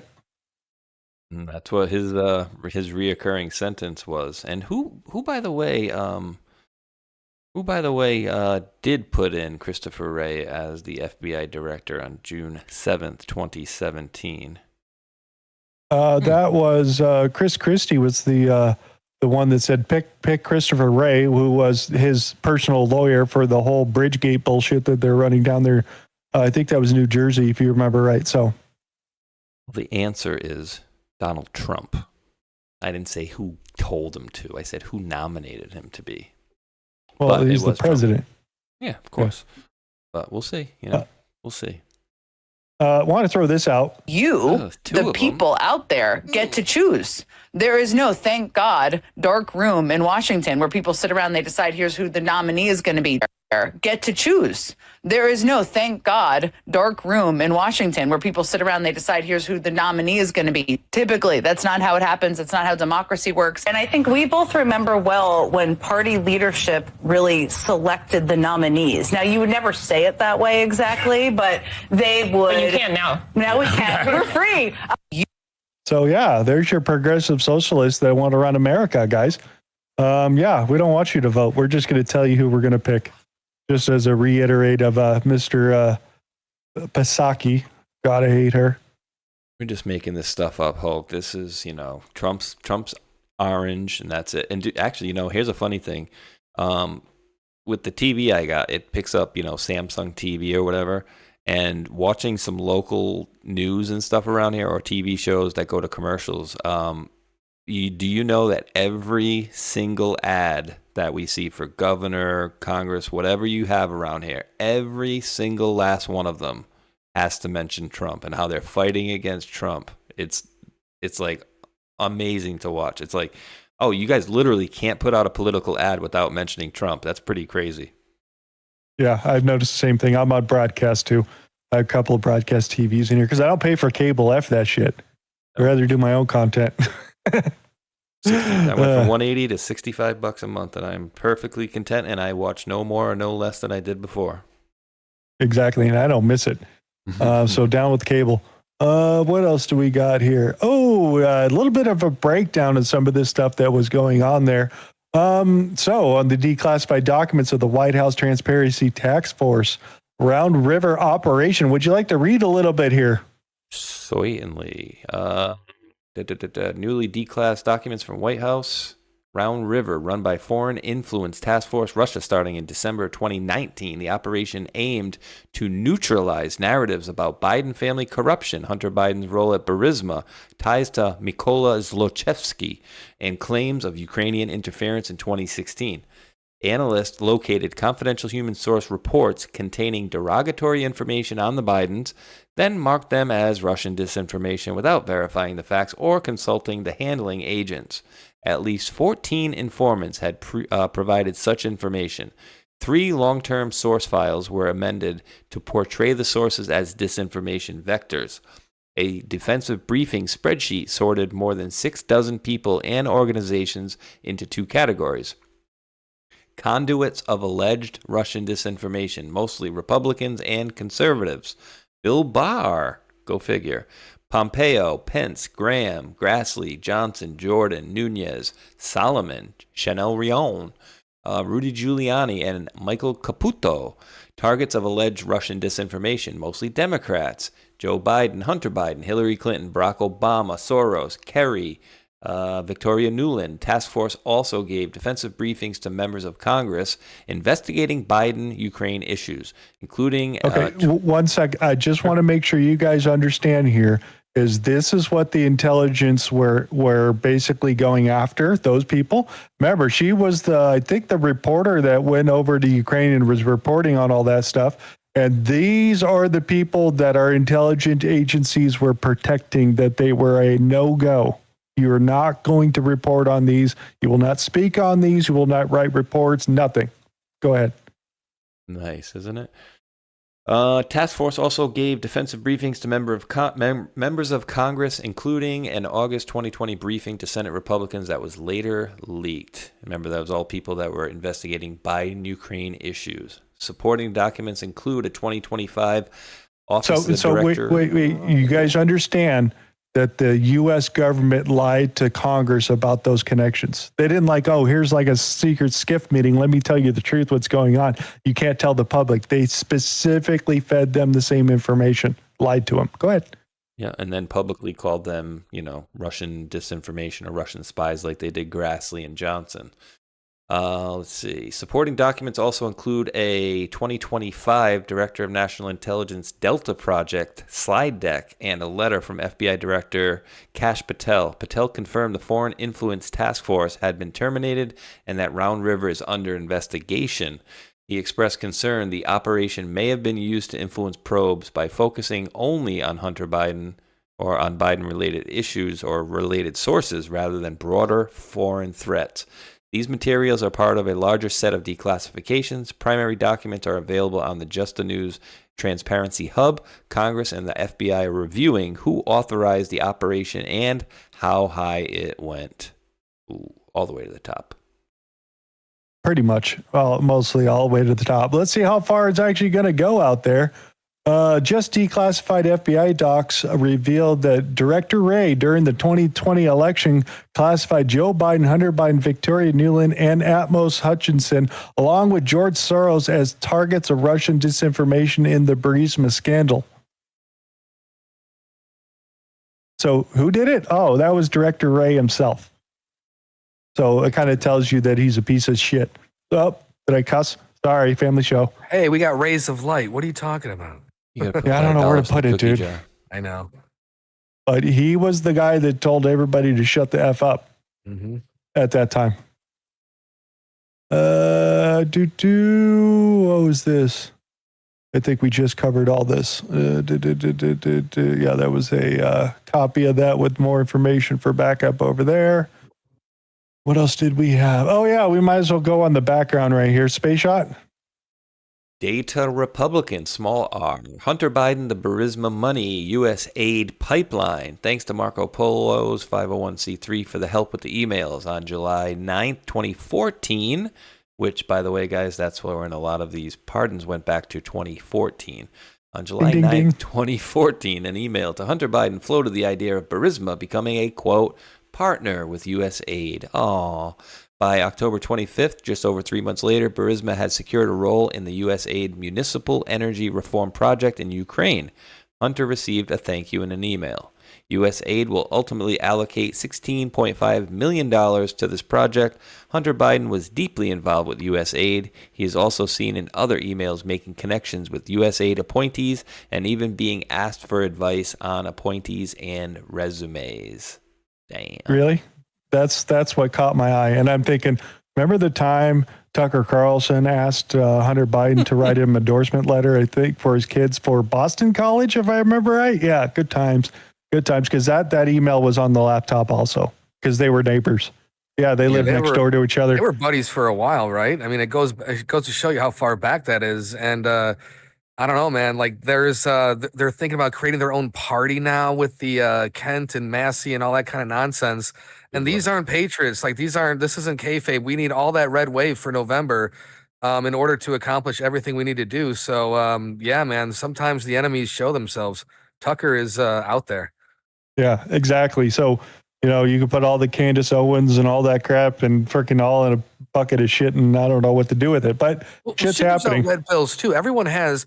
That's why, Boss won't go out and straight up condemn all that nonsense head on, is because each of those characters kind of has a role in identifying who's who and where's where, and plus it's raising a lot of awareness to normies. Normies can kind of relate to a Candace Owens somehow. I don't know how, but if you're not in the political, influencer network, some of those short clips might, pique interest in those that would normally never have any interest. So there is a role for all these, enemies, as we call them.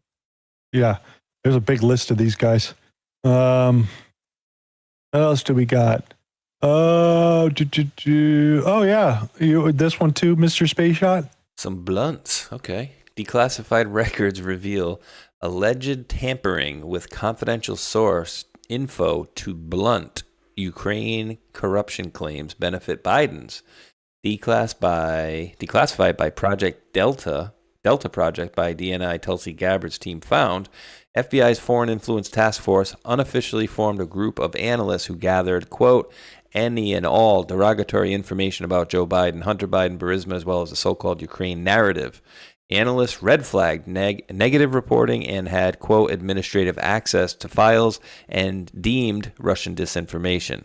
Round River team operated leading up to and through 2020 U.S. presidential election.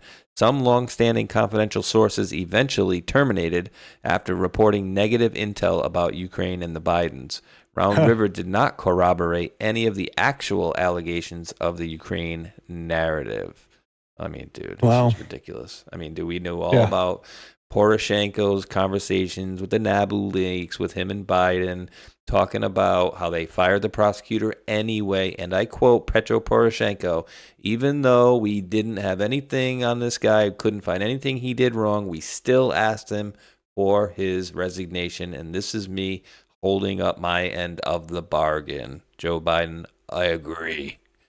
And we know he didn't do crap. Read this from Jeff Clark, U.S. Attorney.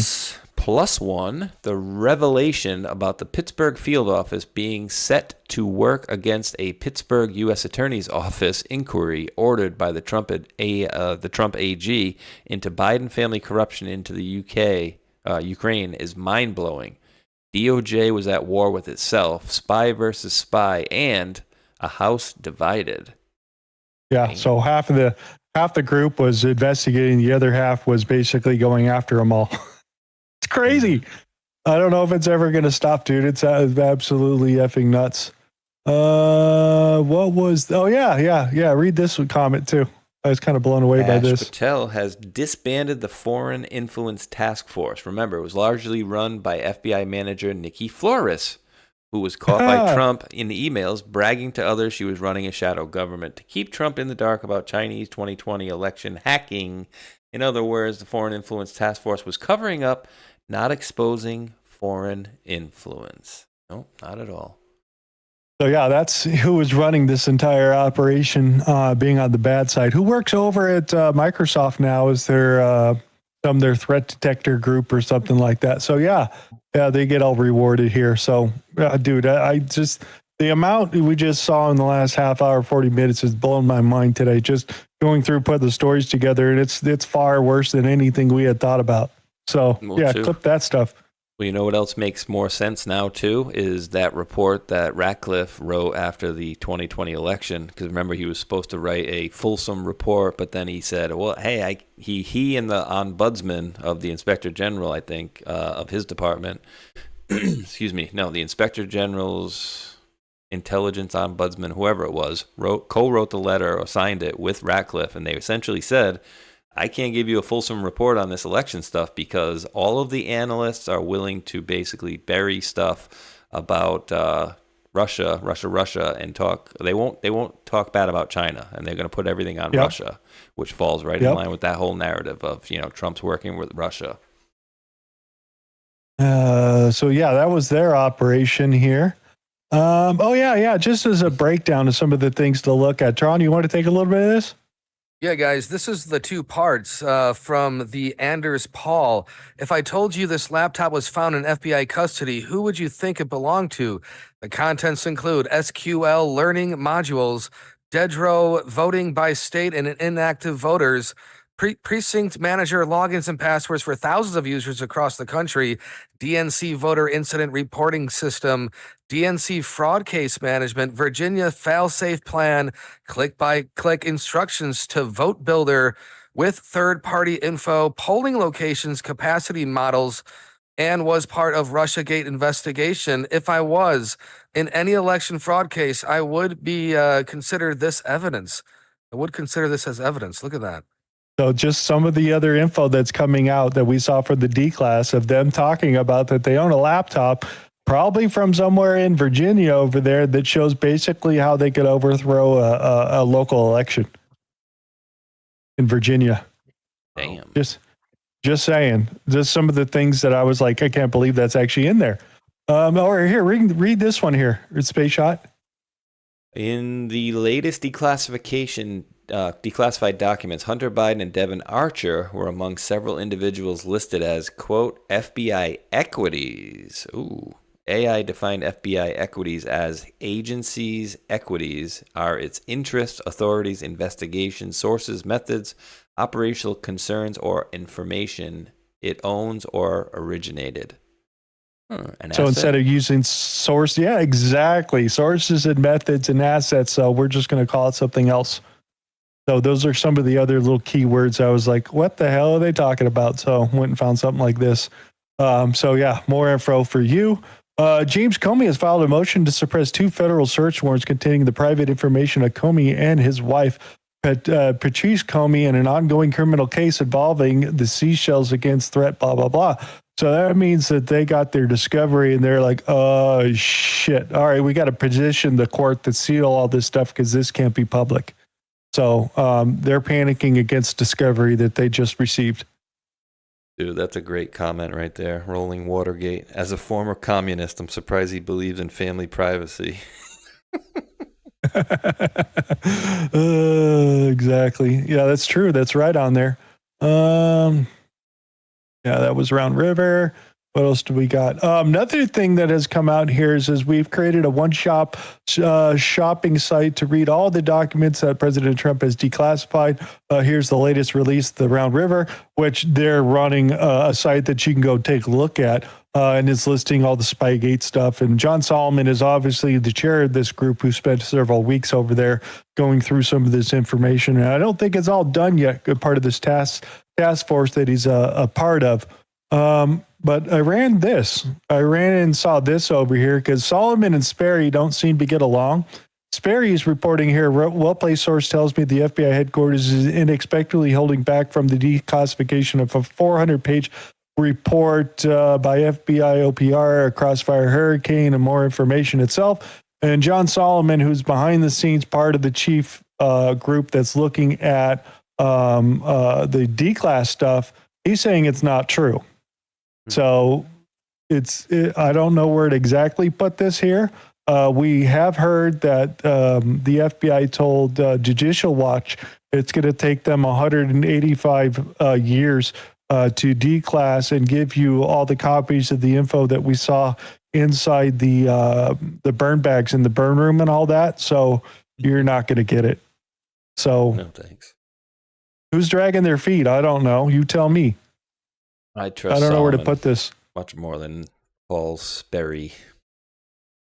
Well, Paul Sperry's been pretty dead nuts on. I mean, dude hasn't been wrong on some of the reporting or whatever.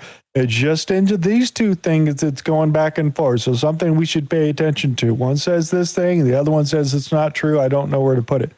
So I just thought he's got a source, and John Solomon, in my guess, has seen these things. You know what I mean, himself. Yes. So therefore, I don't think he, because it comes down to, is this guy's source correct, or is John Solomon lying? You know what I mean? Exactly. Or maybe not the whole truth. I don't know yet. Here, read this for everybody. Yes. U.S. Attorney Jeanine Pirro has convened a special grand jury in Washington, D.C. There's already plenty of speculation about what she's up to, but the details about how these grand juries work could change the picture considerably. Here's what you need to know. It's important. Pay attention. Because this is not a regular grand jury. It's a special grand jury. Joyce Vance here. Joyce Vance, huh? Undoubtedly feeling pressure to perform after the debacle of the now dismissed reflecting pool prosecution, Trump's U.S. Attorney in Washington, Jeanine Pirro, has reportedly convened a special grand jury, according to the Washington Post. Special grand juries are used for complicated criminal investigations that are expected to take longer.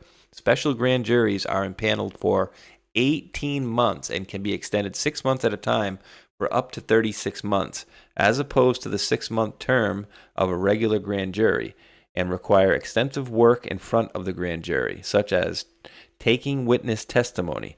The idea is to provide a grand jury with plenty of time on its docket to focus on a long-term investigation. While there are no subject matter limits, special grand juries are frequently used for more complex matters like major trafficking cases or public corruption. I would say both of those would apply here. And you know what the other really important thing is? This particular grand jury can release the information that's being heard without a conviction. Oh, that's right, the report. So they can give out reports is what they're going to do. That could be which I find really interesting. Laying some of this stuff out for the folks. Regards to Jean Pirro and the reflecting pool, I wouldn't looked at it. You could take it any way you want it to, but my opinion is the paint was too dark, was under the water, it got hot, and it started to come up and rip on its own itself with the way that the system goes. That's the way if you go look in the court filings and read what they say in the testimony and, special people talking about the paint and how it adheres to this surface, that's what they're coming back to, is the contractor didn't use the right shit to stick onto this particular surface underwater sitting in the sun. With the heat, something happened, blah, blah, blah. They're like, well, then we can't say that this person that supposedly reached into the water and got in there and ripped it up. They can't convict that person of it, saying that they're actually the cause of it when there's problems with the installs, what they're saying. Whether she, keeps her job and all those sort of things, and this is a response to that, I don't know. But I did go take a look to see what their argument was. So I'm not saying it's true. That's just what they said. I just never really looked into this too much. I mean, I've seen Trump videos going, oh, you can see the video of them going in there and cutting it, but I've not seen it myself. So there is no video. Bubble bath in the World War II memorial. So assholes. That was another thing that happened today. And they spray painted that area over there too. I saw some red spray paint. Yeah. Are you serious? Mm-hmm. Bubble bath. Yeah. What else do we got here? Oh yeah, Tron, this one's for you. Guys, right there. Why would one Republican Senator Josh Hawley from the great state of Missouri join with all of the Democrats to block a review sponsored by Senator Rick Scott and with the support of almost all other Republicans of Nancy Pelosi's stock trading over the last 25 years? The information was inappropriately released just minutes before the vote, very much like sabotage. The Democrats, because of our tremendous achievements and success, have been trying to target me for a long period of time, and they're using Josh Hawley, who I got elected twice, as a pawn to help them. I wonder why Hawley would pass a bill that Nancy Pelosi is in absolute love with. He is playing right into the dirty hands of the Democrats. It's a great bill for her and her husband, in quotes, but so bad for our country. I don't think real Republicans want to see their president, who has had unprecedented success, targeted because of the whims of a second-tier senator named Josh Hawley. Yep, not on team. So yeah, so just throw that out there. And there's always deals being made, but you could take that any way you want to. Yeah, man. And this is going to open the door for both sides. Yeah, Hawley's a great speaker. He's, appears to be a great patriot. But then again, Boss likes to use certain individuals as examples. And this is a perfect example. I mean, you can't have this happen for, 25 years. I mean, I think they even have, we follow that on X, that account that trades with Nancy Pelosi, and they don't lose. The stock tracker one, yeah. Yeah, it's kind of interesting. What else do we got over here? Oh, yeah. Thought this was interesting. Something I didn't catch last week. When I got here, the time from a critical incident or an event occurring in the field to getting leadership information, not just here, but to the White House and interagency, was up to 3 hours. And we had our team come in here and rebuild that. We said that doesn't meet the modern day threat dynamic. And now we're down to less than 60 seconds. We are delivering in live time. Tell me again what went from 3 hours to 60 seconds? Our ability to share information as it comes in. There's a shooting in Texas. There's a bank robbery in Ohio. There's a mass casualty event out in California, or there's a wildfire, or what have you. And the leadership, not just me, but most importantly, the White House, and the president needs lifetime leadership, at least when it's in my remit of law enforcement, to say, this is the information we have. And what it does is accelerates our ability to deploy our assets. Things like our hostage rescue teams, which we didn't even get to talk about, and we'll do it at another time, but they're deploying at a rate that we've never deployed before and rescuing hostages across the country. We're allowed to do that because we're able to get them the information they need to launch in their fixed-wing aircraft and go across the country. Same with our evidence response techs. We have the expertise in collecting evidence, which we work with our state and local partners. We can't do that if it takes 3 hours to get us the information that something happened and what the need is. Now we're down to inside 60 seconds. And we're launching those folks on standby in 30 minutes or less. And that's what the American people expect of this FBI, and that's what this place has done for law enforcement. Rapid response team, anybody?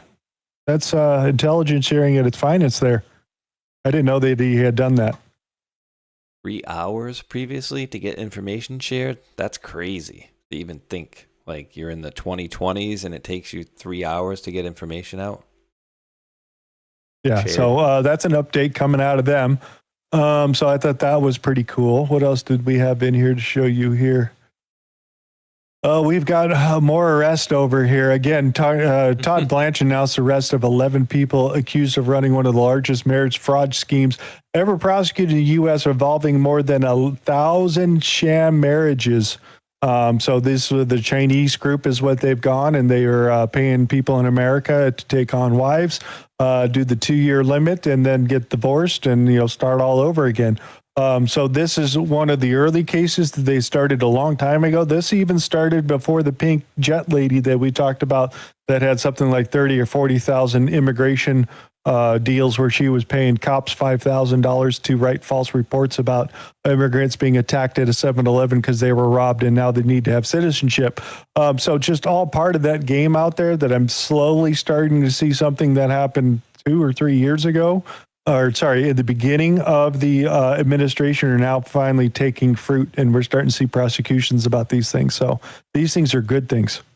Hell yeah. So, and dude, every time I turn my computer on or check my phone or whatever, I'm seeing, like, that's the word I'm seeing the most is fraud. Like so much fraud being exposed in these last 2 years. It's wild how much there is. This one would be the birth tourism thing that they're doing out there. So this is a big one that they went up after. So let's see if they get more, because there's a lot more coming. To marry, it was like $5,000 to start, and they would pay you some other money to keep it going to make sure. They want to give you to it all the same day. Oh yeah, just want to throw this out there because just a little bit of this in the beginning. Tom Homan. It won't bring Todd back. I don't understand why he was on the street. Those are the stories we keep hearing, what certain people let out, and then they go and commit more heinous crimes. Because your state is a sanctuary state. Joining us now is Borders Czar Tom Homan. Tom, you look at this rap sheet. It's like the who's who of criminals. This guy was arrested for multiple burglaries, arrested for violating home detention. A judge allows him to be released. The next day, he stabs a 68-year-old to death. And look, and there is no reason for it. I mean, the bottom line is, you're right. It's politics. It's sanctuary jurisdiction. You know, over a decade, I can't think of the hundreds of cases like this have happened. It's just one case after another after another. We'll talk about this today and tomorrow. Then we'll move on. The next week there'll be another one in some other place, another sanctuary state. And what really upset me, the response from the governor's office, was that, well, ICE has billions of dollars. They should be doing their job. We did our job. We located this person in their facility. We did an investigation, found out he is illegally in the United States. He has a criminal history. He is deportable. So we issued a detainer, asking them to notify us before they release them. Now, I don't care about sanctuary policies. All they said, we can't honor detainers. We don't think they're illegal. There's nothing illegal. There's nothing against the sanctuary law in California for a deputy to just pick the phone up and say that, hey, this guy's being released in an hour. You don't have to hold him 1 minute. So another Democrat policy here in California, released somebody that shouldn't have, and then under 24 hours, he went and stabbed an older gentleman that was working in his garage and killed him. So yeah, this Democrat policy is coming back to keep these people out in the system, because obviously votes need to be done and it costs money to keep these people housed. And instead of spending all that money and time, we'll just let them loose and figure it out later. And nobody ever is being held accountable for these types of decisions. But, you know, people are paying the price, the regular general public. I don't know how much longer this is going to happen. Just another repeat story of these things happening over and over again. Yeah, that's just like literally what I was just going to say. Is the unfortunate part is probably this is the 5th or 6th time I've heard this same type of story or narrative, you know, in the last year and a half. I'm sure there's been plenty more than I haven't heard. Yeah, that's California for you.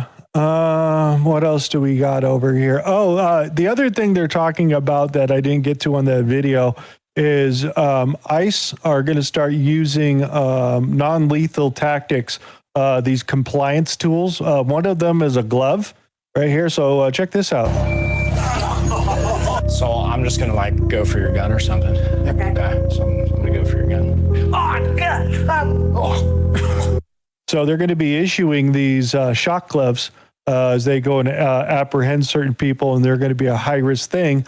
They will basically have these gloves available, and then they'll be able to shock them.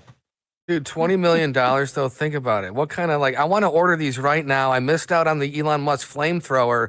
Let me get some of these fingerless shock gloves. I mean, regular shock gloves. How fun is that, dude? I mean, look at that. That is $20 million. And another way to protect our beautiful ICE agents as they're in these blue areas there with, where are you going? You're going back to I've just taken some tabs away. Oh, you're saving energy and memory. Yeah. Yeah, I want a pair of those gloves, man. Nintendo Power Glove. Boom, shock them. So the Democrats are really worried about that. That's what the big thing. And they work for fentanyl overdoses. You just grab them by the heart and boom, Pulp Fiction them right back into reality. Oh, it's like a pump in the chest. Yeah, that's super nasty. Yeah, Tim Burchett had a interesting comment that I haven't heard yet that came out of his particular group out there, because he House, the Doge intelligence chair, whatever. He's the leader of Doge, and he said this. I think we're too complacent sometimes. I think we need to start tooting our own horn just a little bit, because the president has given us some great things. And J.D. Vance, of course, with his taking over of the Doge efforts. I chair the Doge committee, as you know, and we can't seem to get out of our own way and do things like codifying the president's executive orders. My gosh, those are some really popular things. And yet we've failed to do that. I put several into bill form to get them passed. I found $1 trillion in duplication and yet we can't seem to pass these bills. Yeah. And I just think we need to do what we said we're going to do. President Trump won. So if you casually, as he says, that his committee found an extra $1 trillion in spending that's duplicated, that we paid for it twice. Not that it's got two contracts. No. That we're paying the people twice. And it's like, let's put some laws in. It says we can't pay the people twice if they've been paid first or once already. They can't get that past Congress. I find that very suspicious. Not including all the SAVE Act and all the other stuff we want to get passed. But codifying any of this Doge stuff and getting laws in there to stop them from doing this is hard to come by. Dude, if they vote that in, then how are these guys going to get their kickbacks, bro? That's exactly. why. They closed USAID anyways. They don't get that money no more. And Israel's kind of running out here at this point because those $7,000 posts are kind of turning away here. I don't see very many people talking about those guys anymore. But yeah, just put that in there. Oh yeah. So Twitch is Honey, you ever heard of the company Honey that does the little ad thing and those things where you can get discounts on shit? They're part of PayPal. Mr. Beast Well, did it. yeah, they got busted a couple of days ago with a big fraud thing of where they're taking the affiliate numbers and changing them around and taking other people's affiliate ad revenue and putting it in their pocket and not giving it to the person or the creator that originally generated that particular ad link, that they're taking the money. That's what Honey was doing. Yeah. Tron, you want to take a crack at this? Guys, cookie stuffing has already sent 2 men to federal prison. Yo, man, what you in for? Cookie stuffing? Sean Hogan made $28 million as eBay's #1 affiliate before the FBI raided his home. Brian Dunning, the #2, took in $5.2 million. Both pleaded guilty to wire fraud. Now leaked Slack messages show Phoebe Gates startup ran the same playbook. So that's Bill. Knew. That's Bill Gates' daughter. Go ahead. Bill Gates' daughter. Here's what FIA's extensions did. During the checkout, it opened a background tab and inserted its own referral code, claiming commission on sales it never drove. Sometimes overriding the affiliate who actually earned it. Oh, wow. Nike and Nordstrom were among the retailers hit. When Bloomberg first reported it in July, FIA called it a bug and said the company, actually her programmers could have done something she probably didn't know, maybe. And said the company had just learned of it. The new leaks show Gates and Kiani discussing the practice with engineers back in December, 7 months earlier. And per Bloomberg, the code was a deliberately built feature with a toggle. Bugs don't ship with on and off switches. Wow, dude. The wildest thread runs through one man. In 2006, eBay hired a fraud researcher named Ben Edelman to run compliance checks on affiliates suspected of cookie stuffing, the cases that became the Hogan and Dunning prosecutions. In 2026, the researcher who reviewed FIA's code and concluded it was designed to claim unearned commissions, Ben Edelman, the same investigator, the same scheme, 20 years apart. The eBay cases are also why the 20-year max is real. Prosecutors argue the cookies themselves transmitted across state lines constituted the wire fraud. That theory won, and it turned cookie stuffing into a federal crime. Hogan got 5 months, and Dunning got 15. Both were first offenses. Wow. So, yeah. So, PayPal, which owns Honey, just got smacked with this 2 days ago, and they're suspending their practices and looking at compliance, this and that. So, yeah, big things going down to PayPal because they own them. And then Bill Gates' daughters got stuck with the same thing. Dude, why would someone that has a father like how do you get mixed into this kind of world, dude? I don't know, man. So, yeah, I didn't know it was a thing, and that Honey and PayPal and Bill Gates' daughter all got busted for the same thing in the same week. Yeah. But he said Phoebe Cates.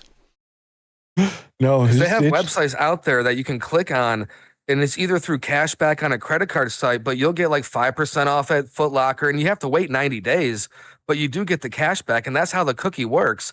And sometimes the cookie's active for like 30 days. So let's say you make another purchase, Foot Locker will get like, or the website, Capital One will get like 10% or 5% cashback. You'll get 5%. Everyone wins. And but man, to that kind of money is ridiculous. That's insane. You guys all remember that the Lakers just got sold? You hear about that? I'll take your word for it. No. Yeah, Tron, read this for everybody. Guys, there's clearly some smoke to the Mark Walter investigation after previously claiming that just $1.4 billion of the assets at his life insurance company were loaned out to businesses he controlled. Walter has since revised that number to $21 billion. That's why he sold the Lakers and might have to sell other assets too. Whoa. It's a little bit bigger than that. Let's bring in the tape over here because he breaks this down. How is this not just straight corruption? The Kushners buying the Lakers for $12.5 billion.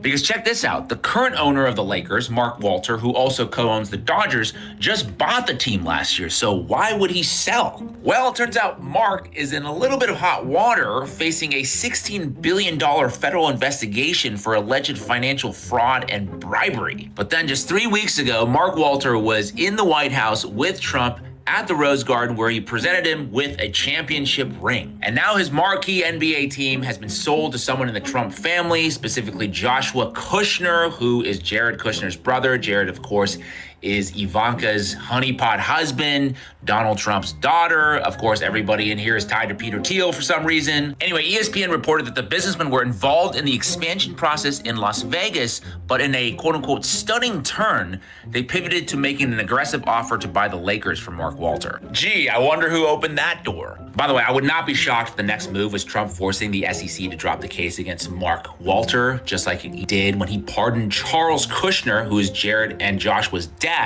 for tax evasion and, get this, trying to blackmail his brother-in-law by hiring a prostitute to sleep with him and then videotaping it. Just another one of those wonderful stories of the golden. So I had to go dig into what was going down with the Lakers and see what was going on because I knew that there was an investigation into the insurance company, and this is what I dug up. So it is what it is. Thoughts? It wasn't Jared. It was Joshua, huh? I didn't even know there was another Kushner boy. Remember, they just finalized the deal buying EA with Saudi Arabia with Infinity Partners is that group that bought Jared, EA. or is that Joshua? Yep, that's Jared. That's Jared that bought that. So that's going down. What else do we got? That was the same thing. What was this? I do here give you a little bit of this how smart California is. Hey, LA taxpayers, are you ready to pay unlimited amounts of money if the LA 28 Olympics goes over budget? Well, guess what? You are, no matter what, anyway. So they just signed into law saying that the LA taxpayers are going to take on the burden of any overspending with the Olympics that are coming to California. So it will not be the responsibility of the county or the city itself to monitor the money and how much is spent. And if there is overtures, we're just going to attack the shit out of you guys. So yeah, good luck. That's what they decided. Damn. And dude, you guys should have an absolute surplus in that state. But I know. Yeah. So just throwing that out there that came out. I was just like, good Lord, guys. What was this? Yeah, that was the same one over there. Oh yeah, the number of people on the SNAP has decreased by 5.3 million after new work requirements were implemented. That's awesome. So we're showing stuff. Do you know what the interesting thing is? California spending hasn't changed. Even after all that, huh? It kind of levels out. Well, no, they just they're still spending the money on the illegals, even though they're not getting money from the government itself. They do monitor what they're spending, but the government isn't giving the money for the illegal immigrants. So the state of California is footing the bill still for all these people. It hasn't stopped. That's the interesting part. You know what else is what? This number of people. So there's now 5.3 million people that are not on SNAP now, and I don't see bunches of homeless people all of a sudden, or people that are starving all of a sudden. So was that money being used correctly? My guess is obviously not. Well, a big chunk of them never replied back ever. and the other ones couldn't make the work requirements because they're not legal immigrants. So just interesting. But California is still spending the money. Just interesting. Let's go to this one. Oh, I just wanted to throw this out there. This is AI here, but might as well go here anyways. Look at that. Look at the nice little area there. Just, pick your different level there. There's Maytag, and there's some good stuff going on in California, guys. Traveling one. I just figured I'd throw this out there because there's actually a billboard in LA that's Netflix. They're doing some TV show there, but this is Mogadishu and India right there. No problem right there. So yeah, coming to a city near you. New York. Just going to be New York soon. Yep. So hey, you remember those whole AI home data centers that everybody was talking about? Yep. They were going to pay you to put them outside your house, you mean? Yeah. This guy's got one in Arizona from Google. So I'm the first one to have a mini data center in my house. They're paying me monthly to house this data center. Pretty sweet. So if you can't beat them, work with them, I guess, So anyways, this data center went in a couple days ago, and it's producing all of your Google results in the 100 square mile from this location.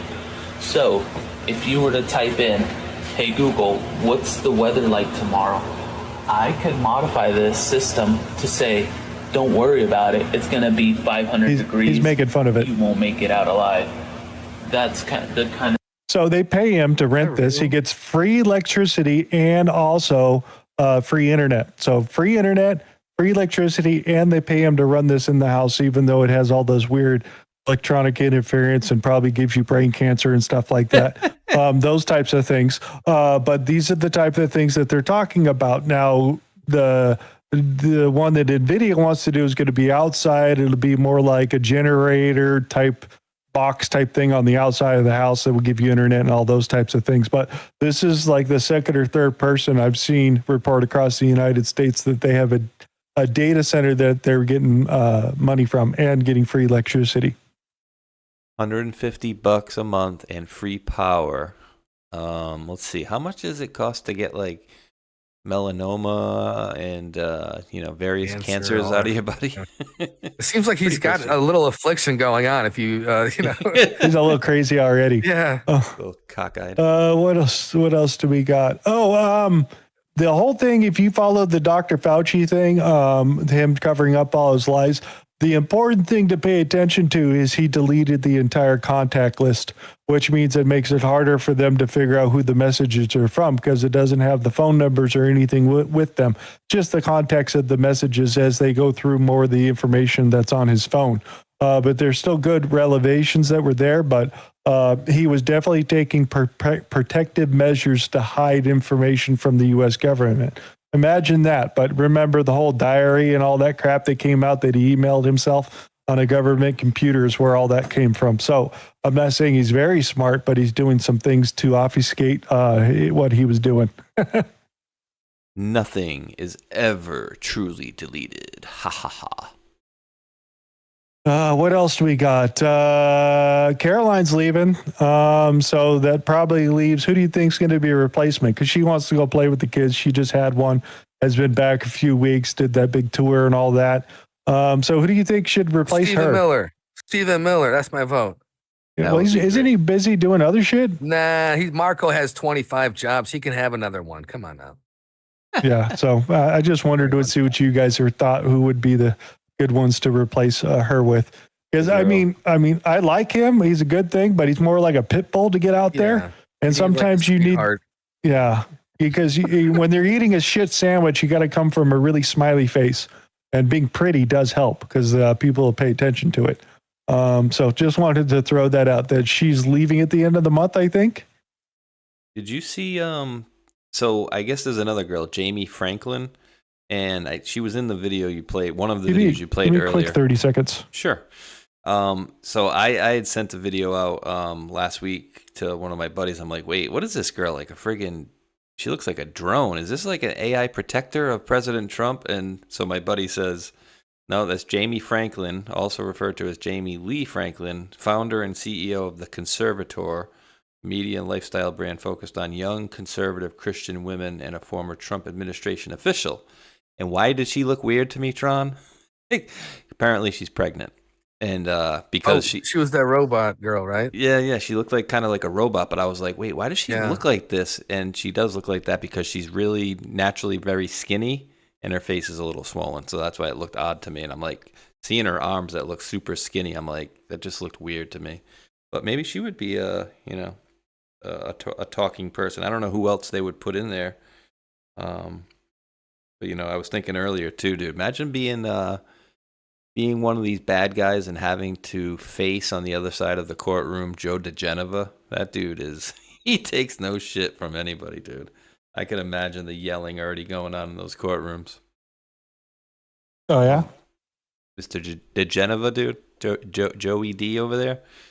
That's gonna be epic. He was part of that crew with the Kraken and Jebba Ellis and Rudy from back in the day. Yeah, because I think it was a Southern District of New York prosecutor that went down to Florida who was appointed with Cannon down there, which they were trying to get, again, the big RICO case, but that's been punted and it's been split into two smaller cases that we know of. That doesn't mean that there's more. That could mean that there's more coming of these cases, but two grand juries have been seated and they've been hearing stuff for a while. And that's one with Mike Rogers. So what else do we got? Oh, yeah, El Nino's taking off here, and it's probably going to F the entire world as we come up to winter or whatnot.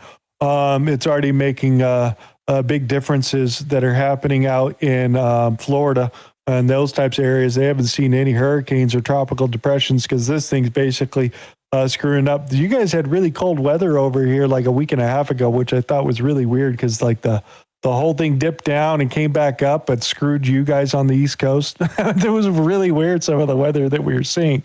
But we've gone far past the super El Nino. They might say it might come up to a 4 or 4.2. That's the water temperature that's going to be higher, which we have seen some effects from this particular weather itself. And just to kind of put this out here, when they're tracking the anomalies, when they go through and they look at, okay, what's the temperature of the water that's going to be in the Pacific at this particular time of year? What are we looking at? These are where all of them normally end up being. Okay, it's somewhere in here, numbers right here. Well, way over here is us. We're way over here on the right side. So when we're talking about anomalies, we're well off of the Ponderosa, folks. So it might be a real strange weather as we come up to wintertime. So just pay attention to that. Dude, 5 degrees Celsius difference, that's 41 degrees. Dude, like they were looking at some places in the Mideast, the ocean temp was damn near like 90 degrees, 92 degrees. Damn. Water temp of the ocean up against the coast. So I thought that was, where's my other clip? I thought I had another thing on. Yeah, I want to show you this photo before we show some of this other stuff right here. Okay, everybody remember when I mentioned the Hurricane Dolphin? Like 2 weeks ago, a week and a half ago, it was like 75 hours all the way going over to Japan at like 175 miles an hour for 75 hours. First time it's ever happened on any hurricane as they've seen over here. So over here, Dolphin Typhoon, this is on August 10th because it's still going over there. The residents filmed the water rising almost to the top of the ground floor windows as the storm hits eastern China. This storm is still going, and it's like a week and a half long. And look, the water's sloshing. Damn. This is like El Nino shit I'm talking about, why this stuff is happening. This is directly related to the storm that came out of the El Nino little pocket there.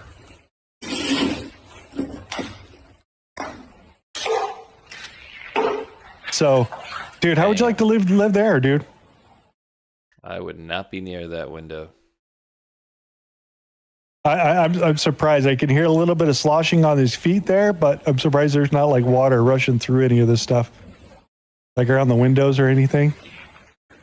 But he's prepared. He's got his little rain suit on. The other thing we're going to mention here. What else do we got? I don't know if you saw this, but what's his name? Rand Paul went to the Fort Knox and said the gold was there. Yeah, do you believe him? Because I got $2 million in gold in my basement right now. It's honest. I do. I got it. I mean, do you believe him? Well, I got a problem with what he said, because if you look at the post, he says right there, yes, the gold is there, approximately 147 million ounces. But in the post, he actually says, our gold holdings are 147 million ounces, and roughly half of those are there in Fort Knox. And then he comes out and says, yes, the gold's there, all still approximately 147 million ounces. Well, wait, I thought it was approximately half of that 147 million was there. Maybe, I mean, could you take a picture of a pallet of it at least? I mean, don't show anything. Just like the pallet of gold itself. Look, click with your little picture right there. Say that we at least got some of it. Well, no phones. No phones allowed in, sir. Sorry. Yeah. Which hasn't been, they haven't done a full audit since the 50s, guys. So, yeah, I trust them. I totally trust them. I swear there was no gold taken out during 9/11. Yeah, the gold flakes not wearing off the lead bars, I swear. We'll skip that stuff there.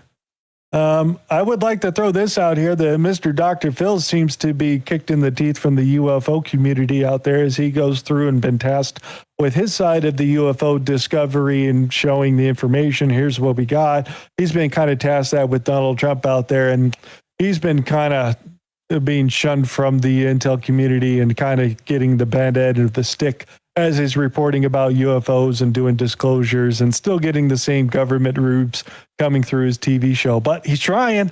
But he's getting a lot of fillers, what he's saying. Let's get into some earthquakes. Did you guys see the one that happened in Colombia? Oh, yeah. That was horrible. That was nasty.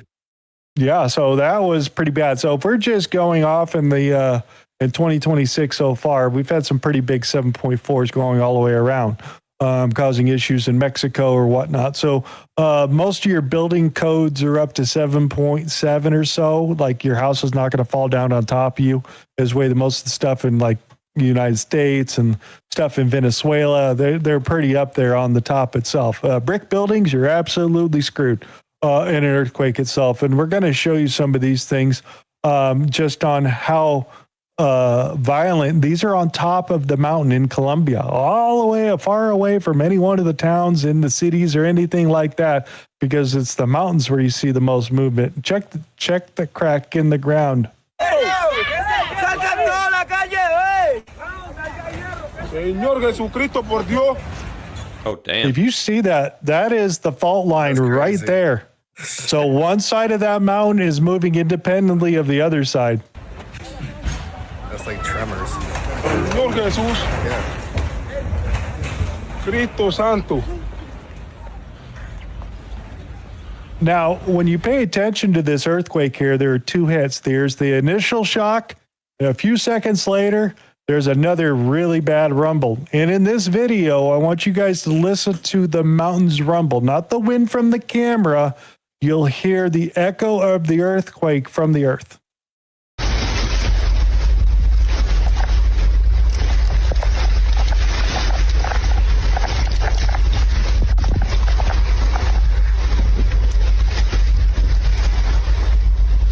That is pretty badass.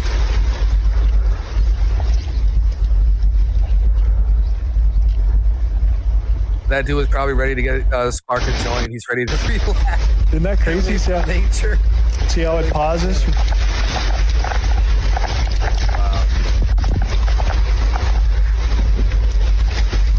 Hey, turn off that rap music. You can hear the rumble. That's the rumble, not the air. That's the earth rattling itself. And yeah, brick buildings didn't fare very well, guys.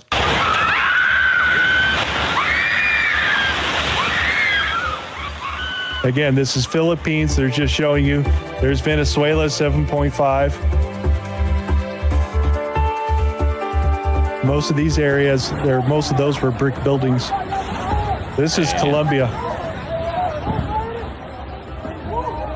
Right underneath the power lines. Not smart. Yeah. Let me get some of these other clips out there. Pause that. California had one today, I think, like a little 4. Yeah, you ain't gonna move me unless it's above 5.5. This one is. This is inside one of the buildings I'm going to show you later. This is a guy living probably on the 30th floor.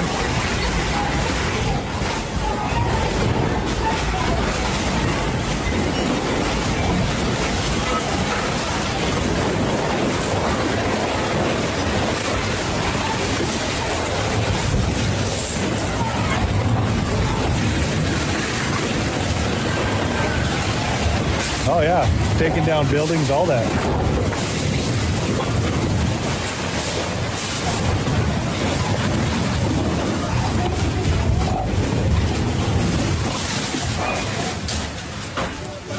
And to show you, I think I have the video of the building from the outside. Where is it?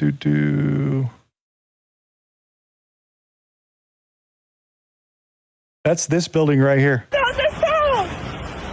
Ay, Dios mío, ya no más, por favor, Dios. Ay, Dios.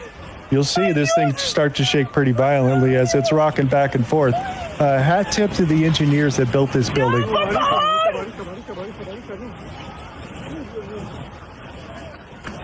That building is probably moving 2 to 3 feet right there at the top. Sacó el celular. Very serious earthquake for them that was happening. Just look, you're just at work in the yard, guys. These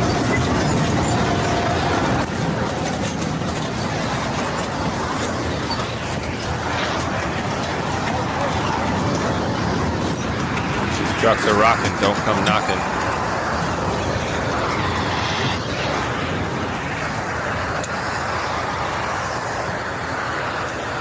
Very big earthquake for the local area there.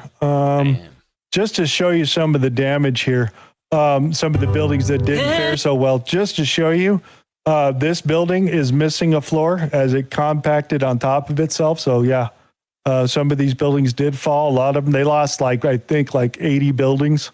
But some of them you could just see it didn't fall down, but it did pancake on top of itself. Dude, if I ever had to live so high up or work there, you bet your ass I would have myself a parachute ready to go. Let me mute this.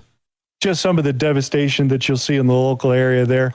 So a lot of the South American countries are already sending aid.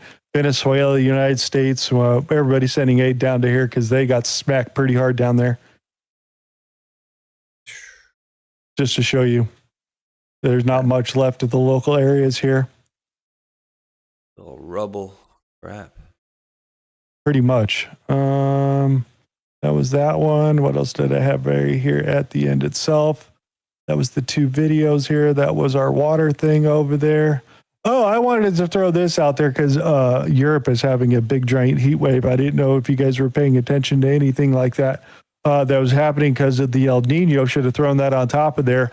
They had a massive jellyfish swarm shut down 3 reactors, is what they're saying. Normally the warm water would attract these things out there, and they were clogging up the intake itself, or that the system was running too hot and they had to shut them down. I don't know where to put it, but this thing came in afterwards.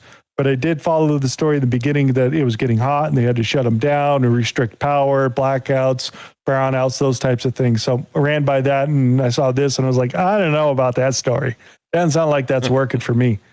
And the other thing, Anthropic signs a $9.1 billion deal for a 20-year deal with a Bitcoin miner, Riot Platform Secure AI Compute. I just thought that was interesting that they've already signed a 20-year contract with somebody that doesn't have, like their hardware is going to be irrelevant in 2 or 3 years and they're going to have to replace it again and start over. So a 20-year deal, that seems kind of weird, dude. But yeah, anyways, it's there. With especially with all the stuff lately that they're, the lawsuits and now the whole let's slow it down thing, and then people are leaving left and right at. Is that the same company? Is Anthropic ChatGPT, or is that a different company? Oh, I don't know which. Yeah, they're hurting though. Here's another one. Would you like to read that for everybody? Apple is sending threat notification alerts to mercenary spyware targets like those attacked with Pegasus. They now appear on the iPhone lock screen and in settings. Apple also sends an email from threat notifications at email.apple.com, and you can verify it's real at account.apple.com. Real ones never ask you to click or install anything. So wait, hold on. Let me see what it says. Apple threat notification. Apple detected a mercenary spyware attack targeted at your iPhone. There are actions you can take now to help protect your data and service. Ooh. So Apple is notifying you, because normally you don't find out until the investigation is over after 2 years, and then Google sends you that nice email saying, hey, we got a note from the government over there, and we gone ahead and took a look at your account itself. This is actually saying somebody is actually actively attacking your device itself, and would you like to do something about it? We can't stop it, but it's happening. Damn. Oof. So I thought that was a new interesting there. Apple threat notification for your Apple iPhone. I'm going back to pagers. That's it. It's over. Going back to pagers. What else is going on out there? Should I have an update? I do have an update. My phone can't be backed up. Why not? Oh, here. Tron, read that for everybody. Guys, right there. X is the most transparent platform on the internet.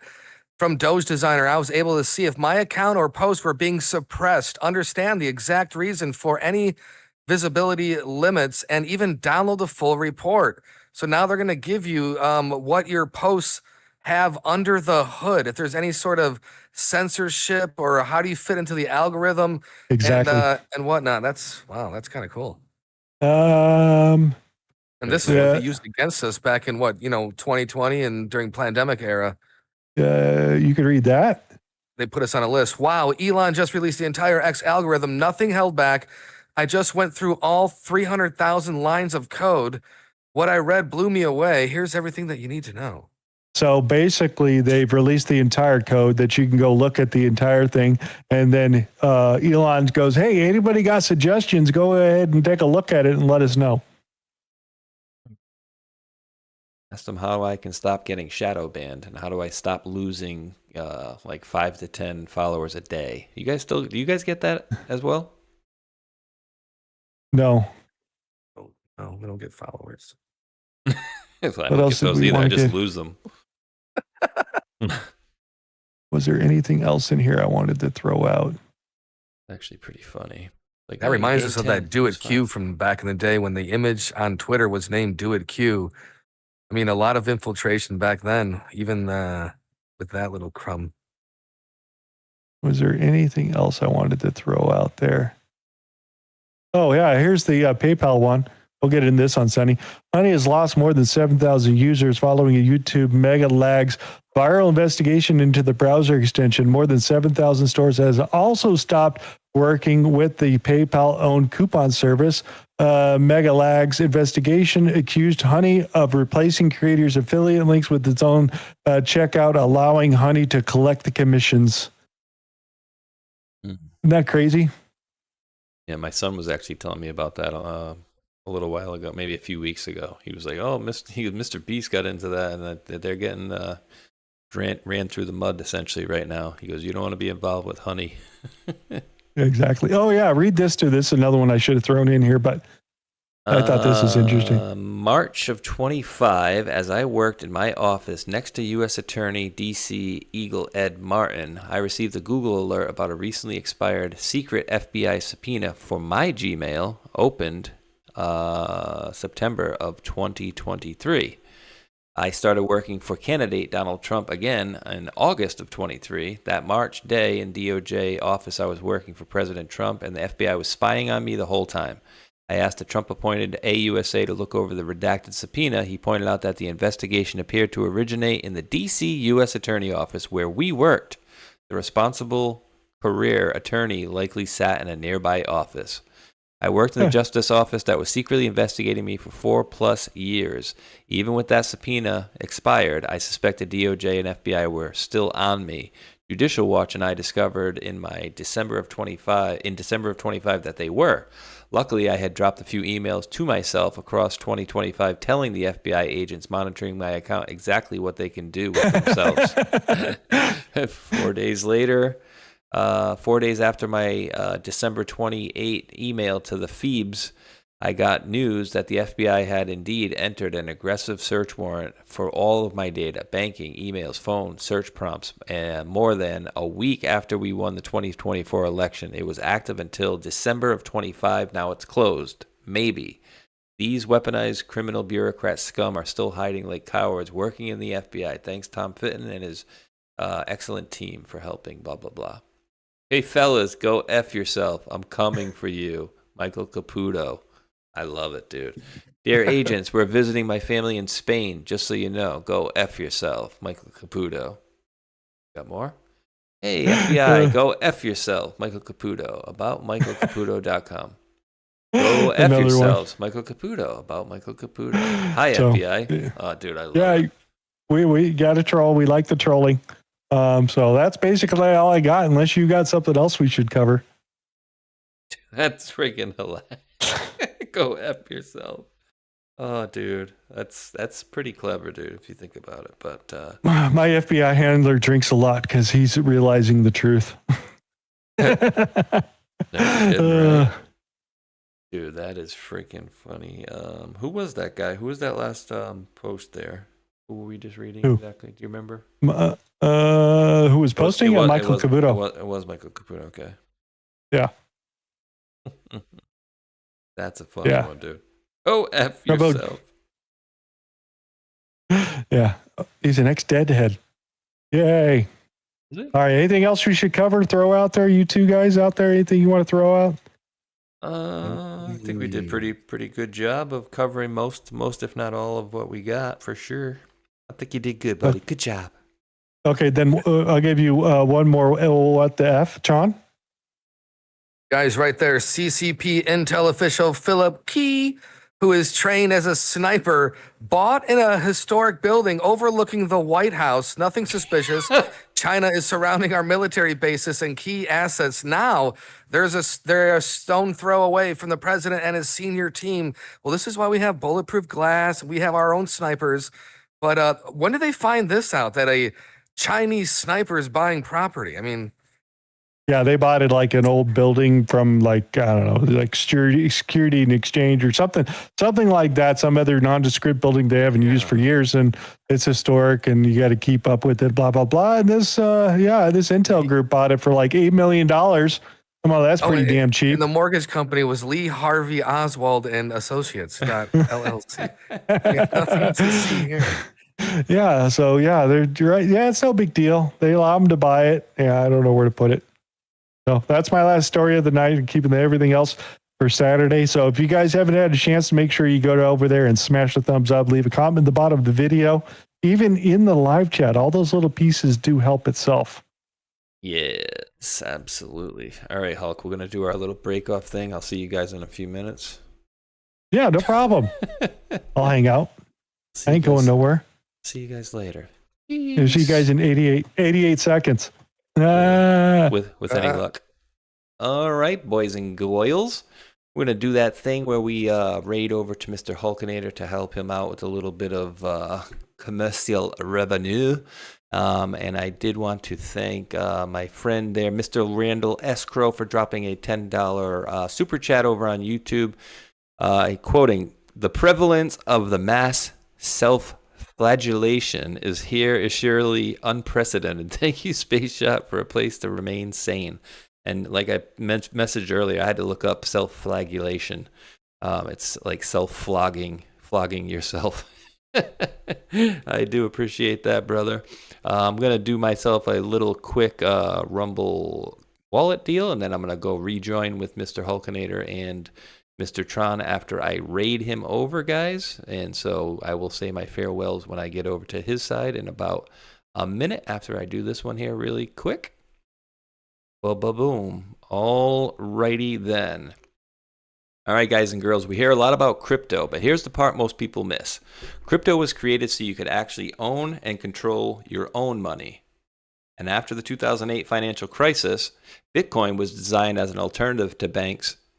So instead of a bank holding your money, delaying transfers, or limiting access, you're the one in control. And if you ever had to wait for a transfer to clear, you felt that problem too. Now, fast forward to today. Everybody's heard of crypto, but getting started still feels complicated, and that's exactly why I use Rumble Wallet. It takes all that complexity and makes it simple. Choose what you want. Bitcoin, dollar-backed stable coins, or even digital gold backed by real gold. No complicated setup. It connects with MoonPay, so you can use your credit card, debit card, or bank and be up and running in minutes. And once you're set up, you can even support your favorite Rumble creators like me directly. So do this now. Scan the QR code or click the link in the description and download Rumble Wallet. From there, you can set up your wallet, tap buy, and you're in the game. And in just a few minutes, you can go from hearing about crypto to actually owning some. Boom. All right, guys and gals. So really quickly, before I do raid you guys over to Mr. Hulkinator's side, I do have a couple of programming notes in that. Tomorrow being Friday, I don't generally have a show. When my son gets back to school in a couple weeks, I will be going regularly on Friday around noon, or it will be noon to 2. And then I'll raid you guys into maybe like Mr. Rambo or somebody else like that. But for tomorrow, Dave of News Treason has a birthday, so we're going to be doing the call-in show at 2 p.m. tomorrow. So from about 2 to about 4 or 4:30, we'll be doing the call-in show. And then I'm going to slide in Dave's slot where he does the call-in show at 7 p.m. Eastern tomorrow evening, where I just locked in Mr. 107. And at last here, he was in like South Korea or something. I don't know if he's still there. My buddy told me he was. But that's where we will be tomorrow at 7, shooting for 7 to 9 p.m. there. And hopefully you guys can join me over there. I'm going to raid over into Hulk right now. I'm going to do a short outro, and I'll see you guys over in Hulk's in about a minute and a half. All right, and I thank you to the mods again. I'll thank you guys, everybody on the other side over there. So I will see you on that side. I do appreciate you guys all for hanging out on my side. And until that next one, thumbs up, like, and subscribe. Peace.